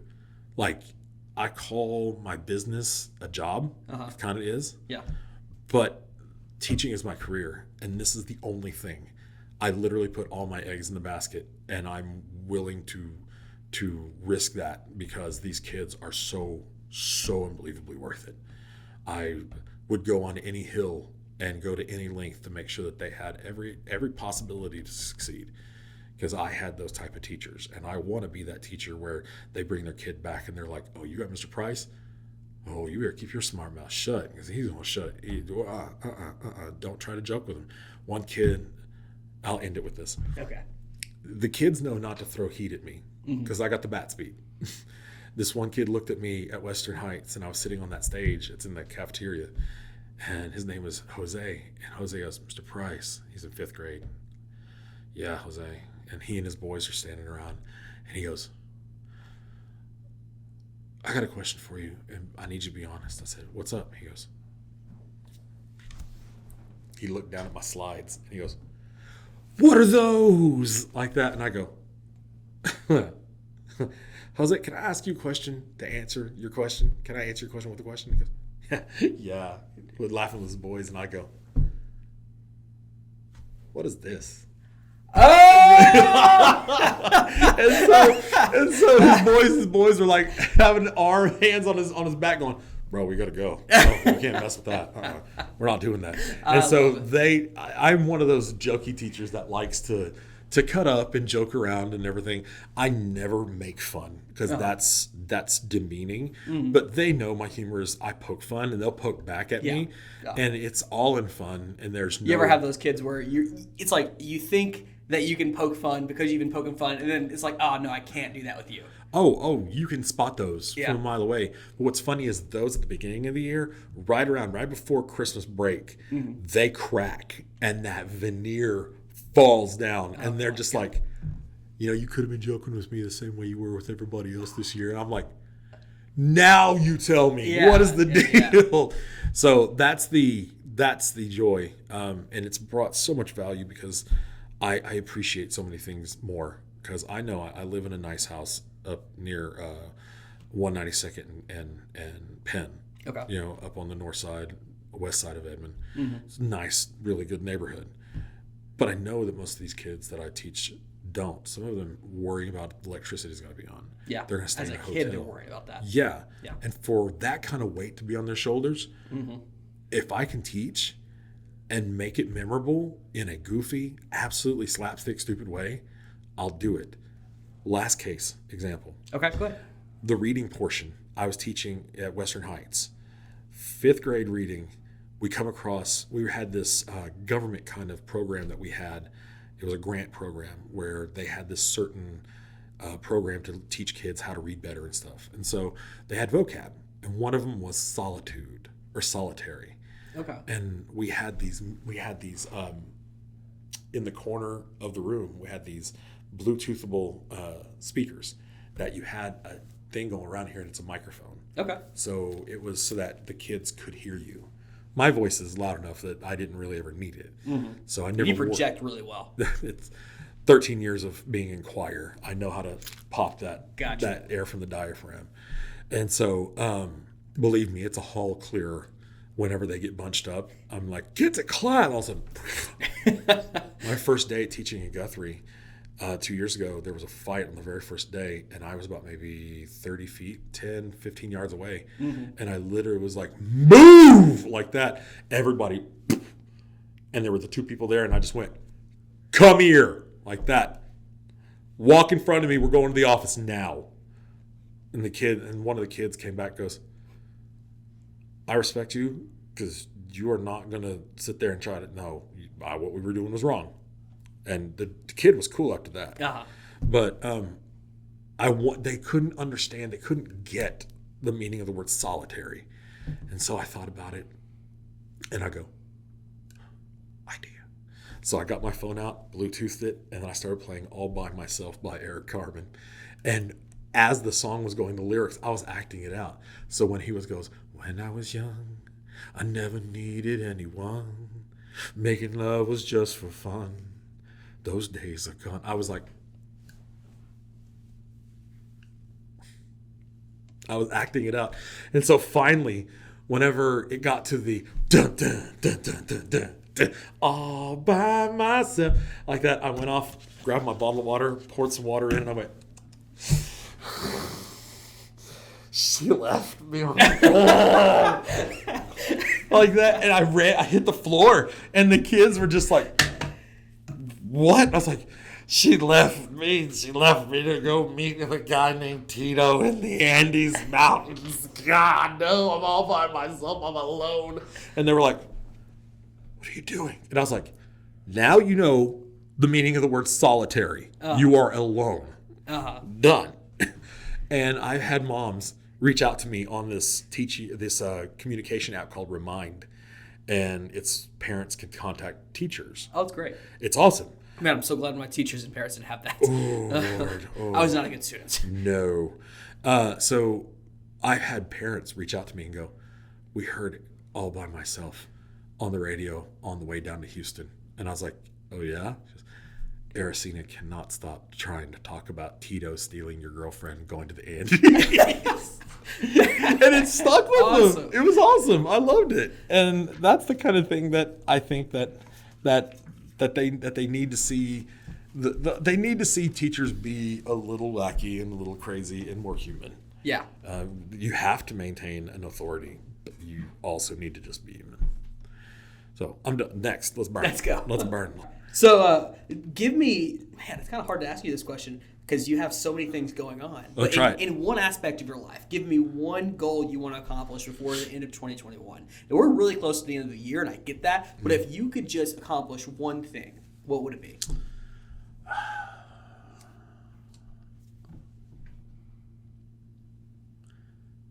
And then I entered the most silent and pensive moment of the entire broadcast. No, you're good. This is what post-processing is for. There we go. Nice.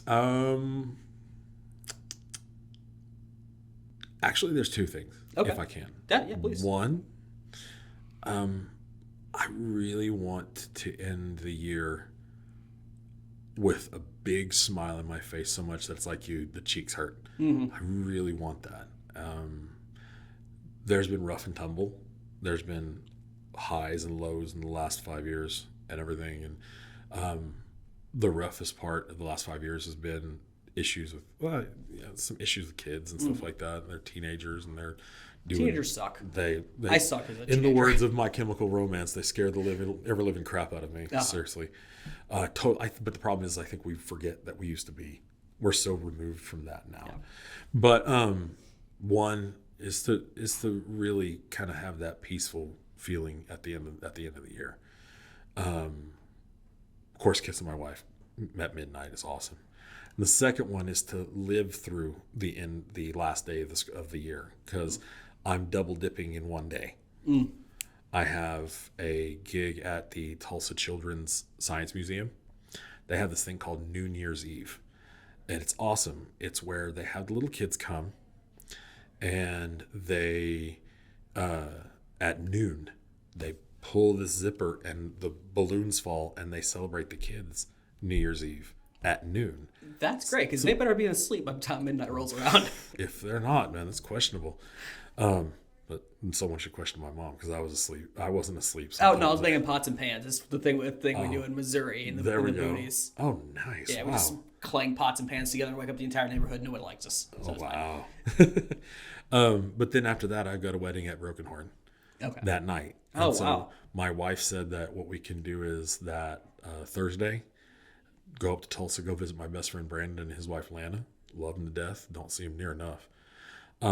Visit my good friend Tim and his family. I love his kids.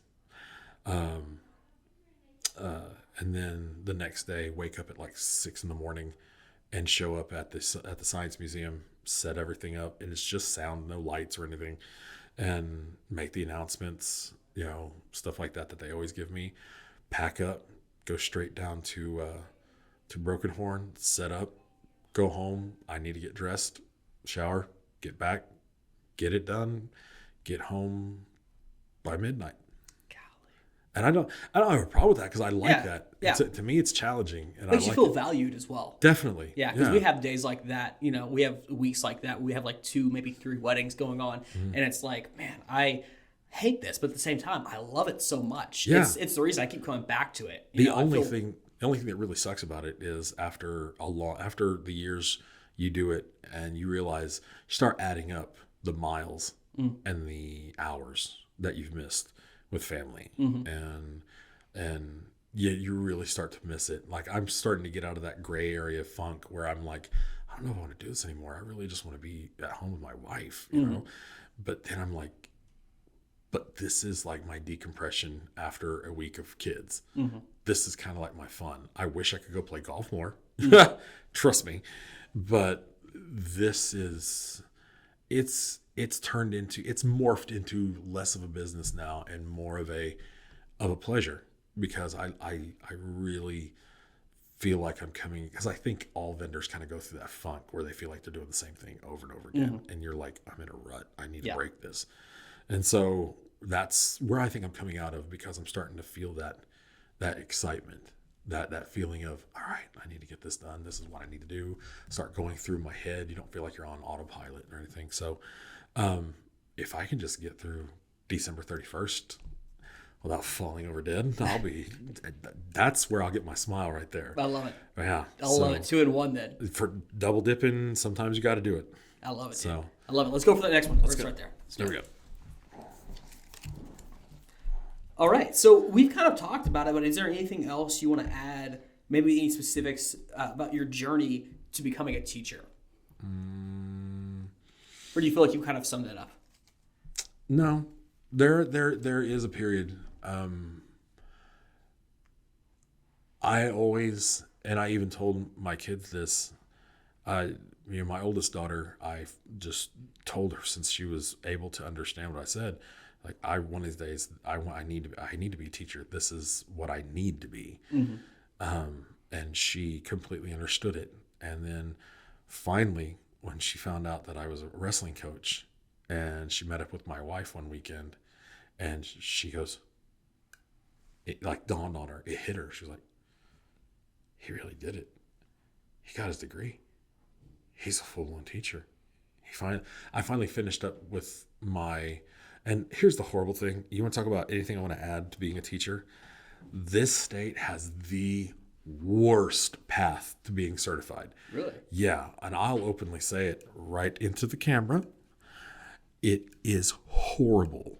They make you jump through hoops, and you have to pay like $50 every single step of the way, and it feels like you're buying yourself a career.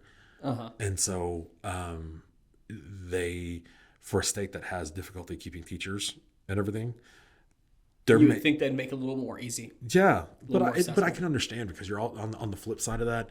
You need quality people who know what they're doing. You can't have emergency certified people who are just basically warm bodies. And just about 3.5 weeks ago, about 3 weeks ago, I finally finished up the step that I needed in order to I'm one step away from full certification and done.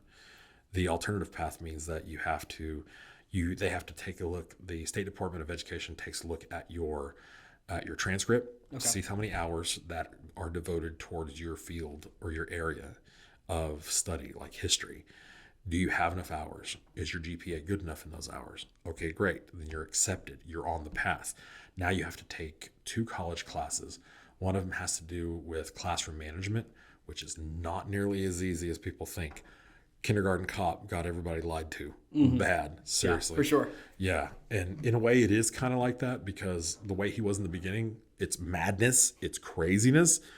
That's legit, for real. But once you get to know the kids and they buy into you, it's great. It's so fulfilling.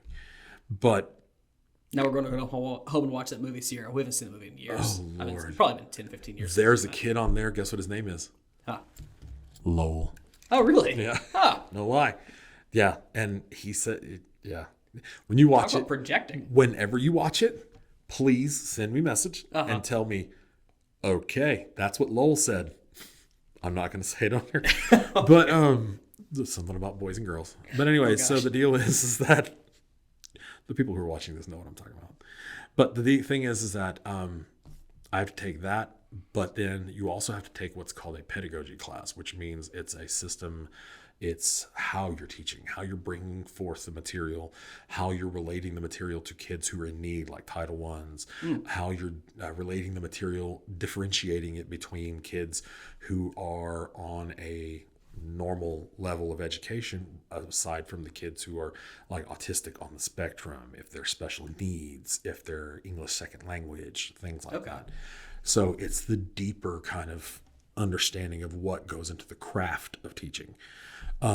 Last year was probably around this time was the absolute worst time on my path, because I had to take 2 courses online of history. One was Asian, and then the other one was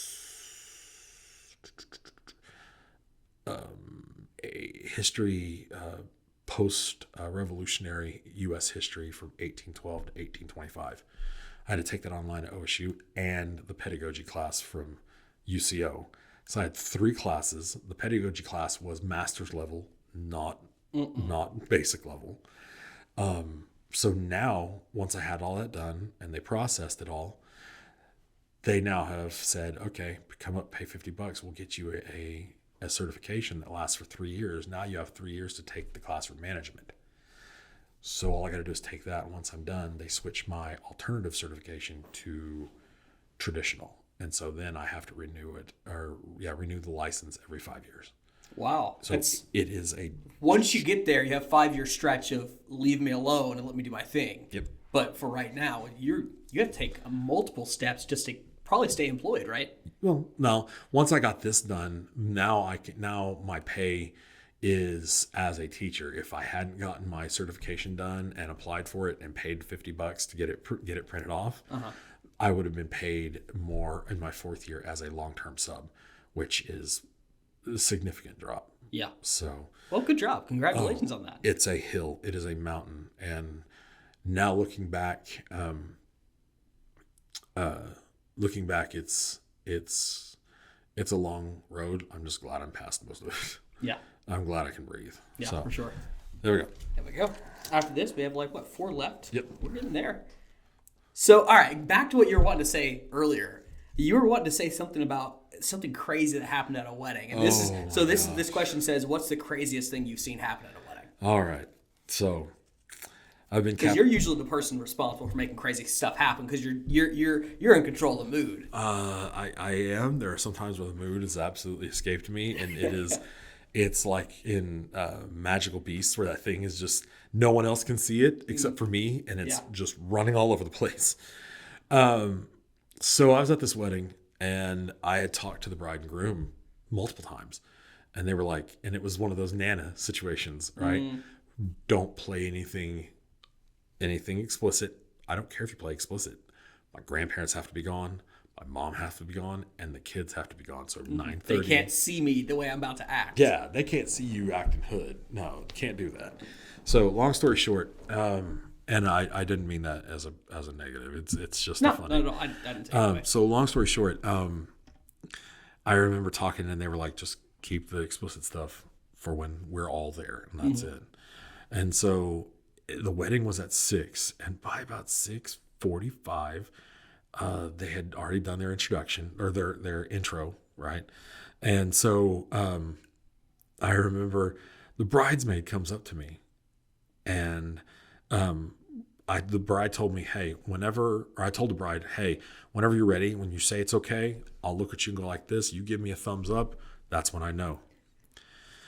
Spy stuff. Shouldn't. All right. Seriously. It's like signs from your third base coach. It's like, Yeah. Right. Yeah. So, so we're sitting there and I'm playing music. Everything's fine. And of course the bridesmaids are going to the bar. They're getting some drinks.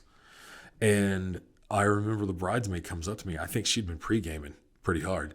And seriously. And pre-gaming, if that's what you want to do, that's fine. But it's going to end up messy in the end. And so she sits there and she comes up to me and goes, hey.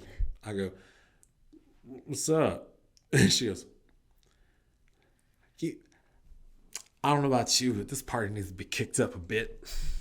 She got a flute of champagne in her hand. How about you get me some of that Migos? Some of that Cardi B. I like it like that because I do like it like that. And I'm sitting there.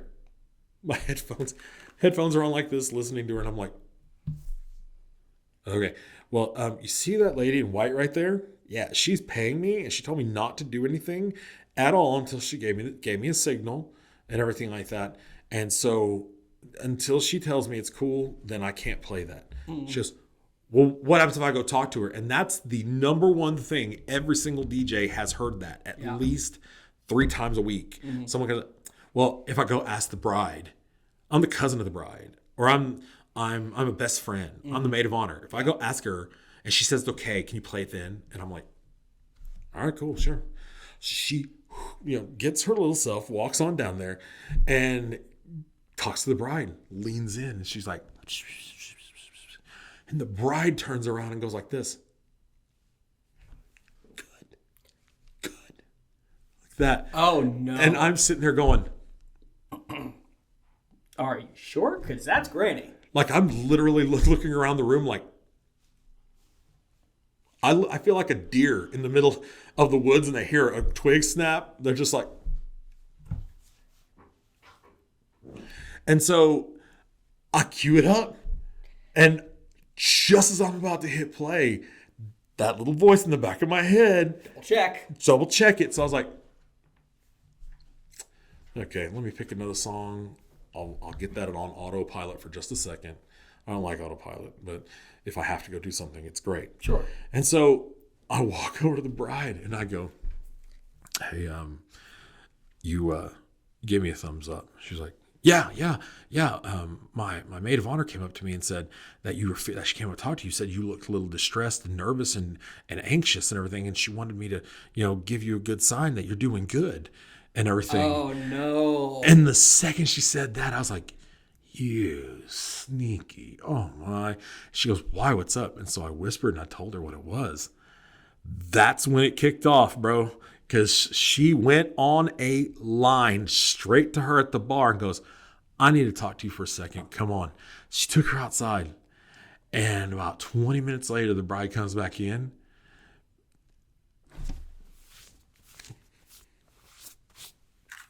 She took care of her. She took her outside, shoved her in some bushes and smacked her around a bit, and basically jumped in her going, you're about to ruin my wedding because you can't handle your booze. Oh, my gosh. So listen, you lush, you need to shut up and you need to go apologize to him because that could have been bad for him. Yeah.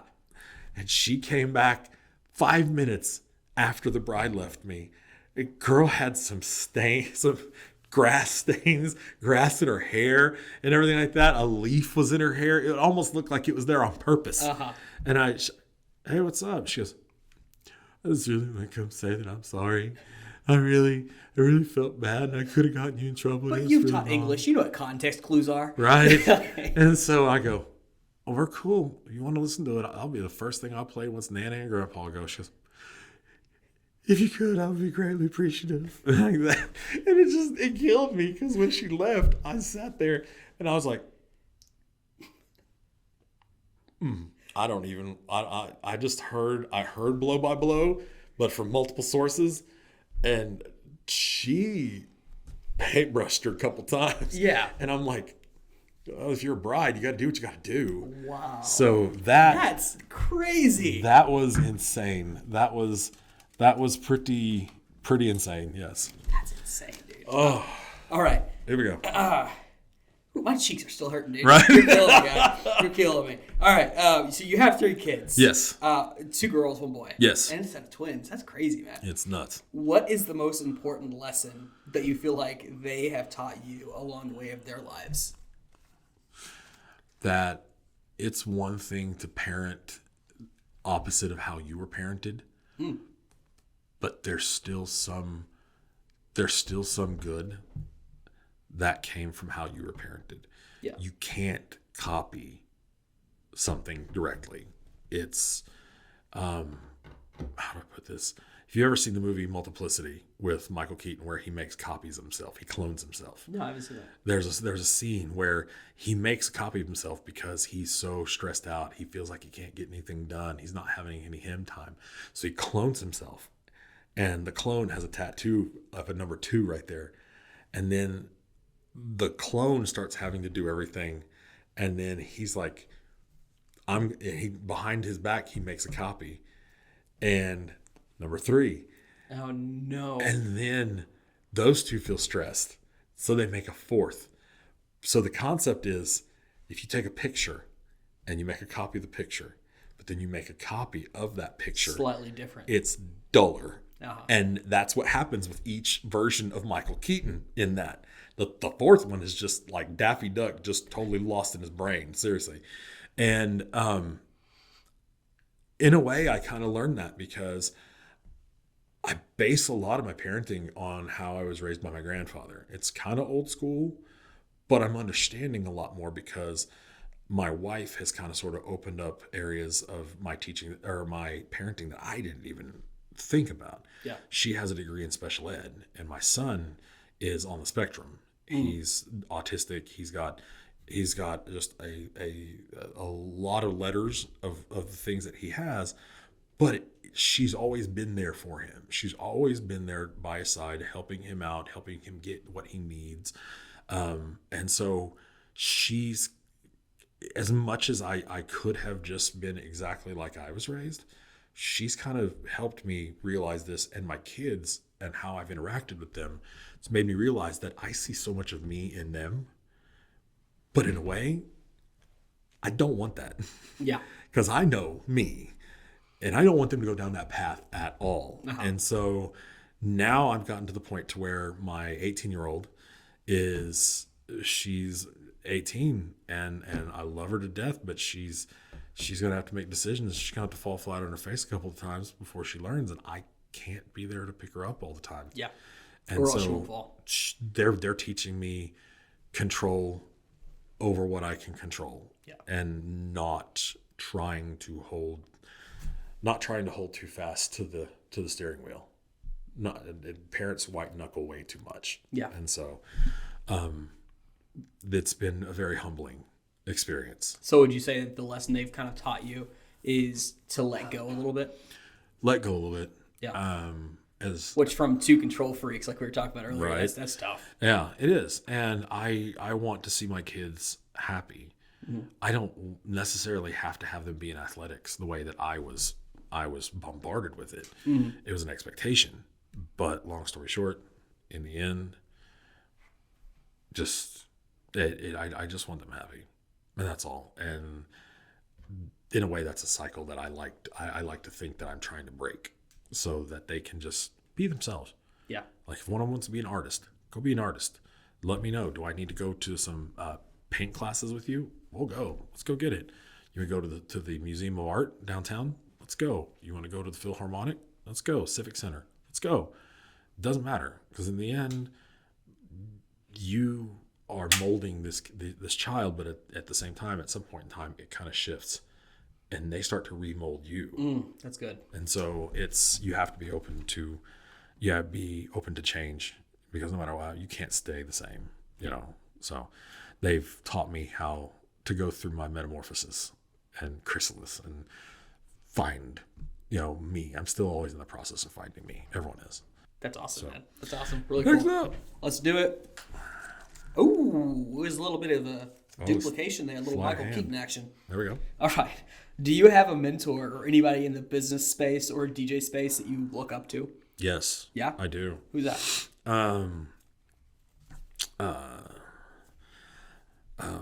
I definitely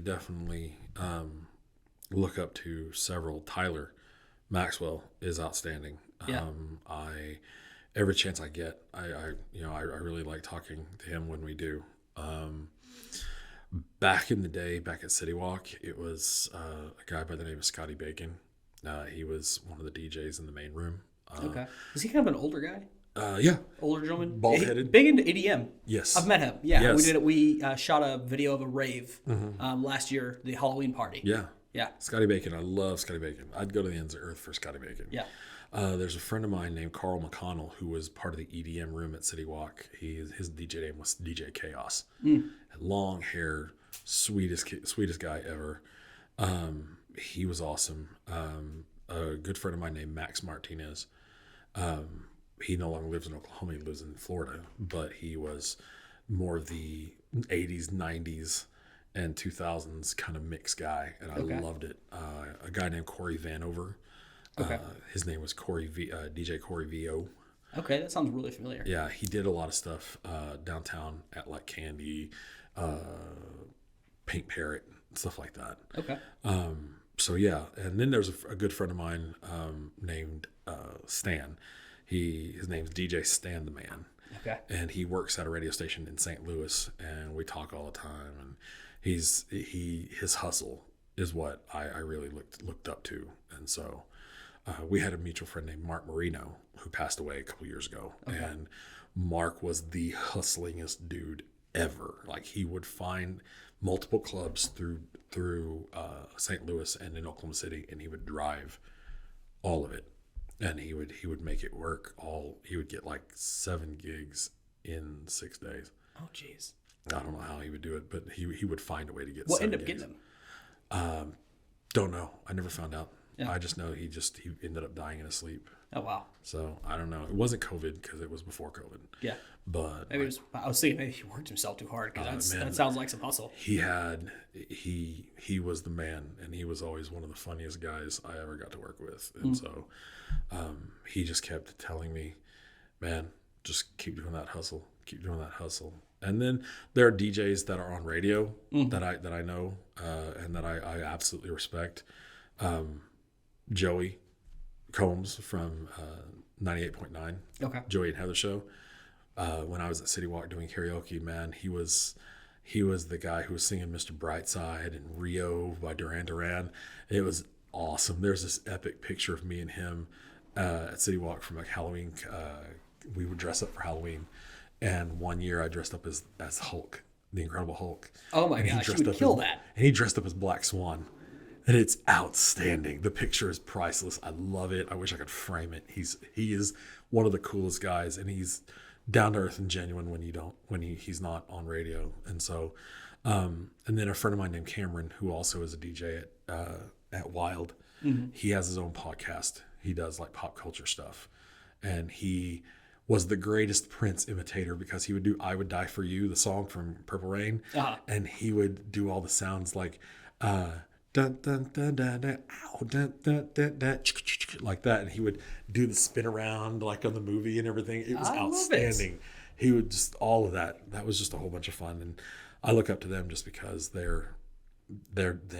have that people interaction aspect of it, and so those are some guys that I really good love. and charismatic. Oh yeah, definitely. Yeah. That's awesome, man. Well, you got that nailed down, honestly. I mean, that's probably from watching them and just been doing this for 8 years. Did you start out like charismatic and talking to people? And it's like my dad believed in fake it till you make it before it became a funny phrase. Like seriously, his back in the day, in his partying days, he would walk into a bar and his insecurity, and I understand this now a whole lot. And I've never had the brushes with alcohol that he did and his vices. But he used to brag to me and say, there is not a single place or bar I could go into that by the end of the night, everybody thought that I was the best guy in the bar. He would literally walk around, shake hands with everybody, and he would control the narrative. yeah, And that's brilliant, but it's a lot of, like I said, it's a lot to juggle, right? And so I kind of naturally learned how to do that, and it's had good results. It had a couple of missteps, but it's just I finally got to the point where I'm like, I don't want to fake it. And when I'm with my kids in class, I'm still cutting up, joking, laughing, telling them, teaching them, telling what they need to learn, and then there's a concept where you hand it off to them so that they can work together. It's peer-driven education. And so being able to do that, being able to hang out and being able to be in places where I'm maybe kind of awkward, I kind of have started to actually like it. I like the awkward because it's a way to prove to myself that I can maintain, I can get through this. I can control the narrative without being fake about it. Because if you get to know me, I'm nowhere near as big and I'm kind of chill. I hang out. I just do a lot of chill stuff. But when it's time to go on, it's time to go on. Yeah. So, but it's an extension of me. Yeah. It's me with the volume turned up to 11. Yeah. It's not fake you. It's this part of me that I don't get to bring out all the time. Absolutely. Yeah, I get that. I get that a lot. Burn it. Cool. All right. Is there any fakies over there? No. Okay. Nothing. It's just 3 left. All right. In 5 years, Lowell has built his dream life. What does that dream life look like? In 5 years from now? Was it? Yeah, 5 years. Now, we can act like 5 years is really 20 years, but you achieved it in 5. Okay. Honestly, I think everybody at some point in time just wants to have a nice little stretch of peace where you have, and it's going to sound really bad, but you have this really mundane schedule that's just, it's like I said, it's that structure. Mm-hmm. But I honestly would just no surprises in 5 years. My dream life would be just peaceful, chill, get a house with the wife and everything like that where we can hang out, have friends over, business is still going good. I'm going to keep the business going at least until my kids are out of high school. So it's extra income so I can help them out with whatever they need. Mm-hmm. But whatever they want to chase after. Absolutely. Yeah. 4 years of high school is just setting the table for what they're going to have to do later on. For sure. So, just a nice, I would love a nice, simple life where I go home at night after I teach or in the evening, have a good dinner, spend some time with my wife and my kids, wake up and do it again. I love that. Very simple. That's a great answer. Let's do it. I'll go for this one. Go. All right, cool. All right, so I've been wondering where this is going to come. What do you charge for DJing different types of events? Oh, okay. And then also, I guess, what do you charge for your officiant? Officiating is usually only about $200, but that's also once you book. I make myself absolutely available. I want to have at least 2 Zooms to where we can talk. If I have to have a Zoom with the bride only at first, and then one with him, and then we have one together, that would be better because then I can understand where both people are coming from as far as their views and what their mindset is for this union. What do they see that is like, and marriage is it technically is a gamble. You're gambling on whether or not this is the person that's going to help absolutely just power everything forward. You're a partnership. Yes. And I really like to ask that question. I was like, what about your partner empowers you? What helps you feel like you are going to constantly move forward? And if there's a barrier, you and your partner together, side by side, are going to power through and reduce that to dust. And usually there's been some really good answers. And it's not the, oh my gosh, you complete me kind of thing. No, it's more of the, I know for a fact that if I'm having a bad day, he will not let me down, and vice versa. And it's super strong answers. It's great. As far as the DJ business and everything, I always have like a discounted special going on. If I have to go out of state, the discount is a little bit less, but it never goes over 1,000. So that gig down in Weatherford, Texas actually was like 15.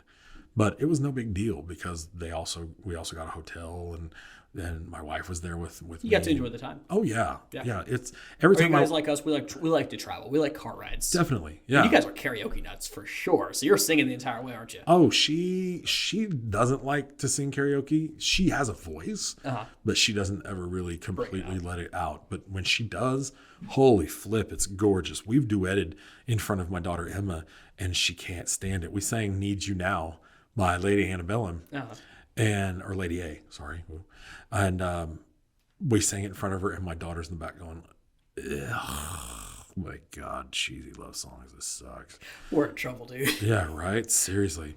But, like, for instance, like I said that earlier, that wedding, it was $800 for 20% off. So 800. And then if anybody in the wedding party is actually military, retired or active, fire, IMSA, police, teacher, anything education, nurse, doctor, medical, all of that, social worker, city, civic, Civic duties. Civic duties, yeah. Yeah. It could be the secretary to the mayor. That's fine. Then they get an extra 10%. And so the deposit is half down. The other half can be payable anytime up to the day of. There have been times where someone wanted to book me and I've broken up their deposit into half to where they can pay it at the end of the month when they get paid, and then they can pay the next month at the end of the month. And it makes it easier for them to absolutely get that, date secured. Because I always say I need two things in order for your date to be solid. I need your signed agreement and I need the deposit. Those two done. And so I've had some headbutting on that where they're like, oh, well, you promised that to me. It says in my contract, in my agreement, the date is not held. It is not solid until I get both of these things. And the second I mention that, most of them go, okay. Yeah. I back off. Yeah, because it's in there. Yeah, it's in there. This. Yeah. Yeah. I've done anniversaries for like 400, and that's no big deal. It's whatever songs that they want to play and everything, and make sure that everyone's dancing and having a good time, smiling and laughing. I've done quinceañeras for 5. It just depends, really, if I have a promotion going on for those things. Cool. So people should really reach out to you. Oh, yeah. I'm negotiable, seriously. Cool. That's great. So, yeah. I try to keep it as simple as possible. That's great. So I don't try to overcomplicate things. Awesome. That's going to go well with our theme song. Dun, dun, dun, dun, dun, dun. Right. All right. Hey, ladies and gentlemen, you're going to notice a little bit difference in this camera. I think we're having a SD card failure, so we're just going to switch over to this view, and we have both of our faces, but we don't have the together view. Good thing is it's the last question. So, sir, if you're ready, let's do this. Let's go. Right here, last one. Let's get it. All right, Lowell. If you had a choice between DJing, karaokeing, a karaoke night, or a school event, and they all paid the exact same thing, what are you doing? Okay, so let me... DJing a wedding, I can either DJ a wedding, karaoke night, do a karaoke night, or DJ a school event. DJ a school event. Oh, man, that's tough. Yeah, it's tough because on one hand... And it's actually kind of a mean question because on one hand you gotta say, the kids, they're fun, but I'd rather go karaoke. Yeah. Be honest now. I am. There's only one thing that's making this one little thing that's making this exceptionally hard for me to answer. Yeah. And that's okay. The school event, I could go ahead and say no. No. Between the other two, that's the difficult. Who am I with? Am I with a couple that's getting married that I've talked to a lot? I've even joked with their family and stuff like that. Do I know them? Do they know me? Things like that. That would influence my decision incredibly. Am I going to do karaoke with my friend Brian, Savannah, and all of them? Is it going to be kind of like a spiritual kind of rehashing of the old days, party it out and everything? Yeah, because that's an easy choice. That's an easy choice. You think it's an easy choice. You haven't seen these people party and throw one on. No lie. Oh, you're sore for the next 5 days. Oh, man. And we're not 34. We're 43. There's a vast difference in that. Honestly... So I'm running the karaoke night, right? You're running the karaoke night. Oh, man, dang. Honestly, I would probably say karaoke, and it only edges out because if I'm running it, then that means the people that I know and the people I really like to have that fun with are there, and I haven't had that kind of fun in a while. That's awesome. You can invite them there. I would definitely do that. And when I did karaoke, I would invite... So like Savannah and several of our friends, and she would show up and we would just have a blast. And so that would be the only thing that would edge it out. But those two are so tight, close, they could be interchangeable. That's but awesome. At this very moment, it would probably. You need a night with your buds. You need a night with your friends. Definitely, That's awesome. Definitely. Well, Lowell, I appreciate you sitting down with me, man. It's great to meet you again. Absolutely. We got to work together once, but hopefully we have a lot more to come. We know a lot of the same people, so that's pretty cool. That's one thing I love with this wedding business is all of us vendors kind of network and know each other, which is really cool. Yeah. Guys, if you are looking for a DJ who's not only a DJ, but an officiant, and not just an officiant and a DJ, but just a party guy in general who's going to lift the life of your party, this is the guy to go with, Lowell. Lowell. Yeah. Lowell. Guys, Lowell. I apologize for saying that wrong like 5 times. It's okay. But guys, thank you for watching. Give them real quick your social medias where they can find you and anything else you have going on that you want to tell them. Okay. You can find my website at priceentertainmentokc.com. You can find us on Price Entertainment on Facebook. For some reason, Instagram just hates me putting up something for my business. For some reason, yeah, it hates me. I've had like 2 business Instagram sites, and all of a sudden it just brings it down to my personal one, and that's it. Like copyright issues, or no, it just randomly out of nowhere. Huh, I would go take pictures and put it on Instagram and have it linked over to Facebook. And one day I went over there and it's gone. How weird. Oh, Zuckerberg's got his fingers pick in up your everything. stuff. Seriously.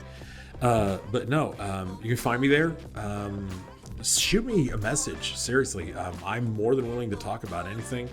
You guys have no idea how important you guys are to everyone in this business. I can speak for him. You guys are what makes our business so much fun. And when we can all communicate and work together, you are going to have a blast. You're going to get the best pictures that you can get, and you're going to get the best time celebrating an amazing day that's hopefully once in a lifetime. So contact me, contact him. Make sure you take advantage of everything we can do for you. Awesome. Well, thank you guys so much. If you like this video, make sure to share that you like this video by giving it a thumbs up, and also leave a comment. Tell this guy how much you love him. Tell us what's your favorite part about this. This is our longest podcast so far. He's got a lot of stories. Oh my God. Tell us what you liked about this, okay? Contact him, contact us. We love you guys. We'll see you next time. Bye. All right. Good job, man. Good job. Thank you for sitting here so long.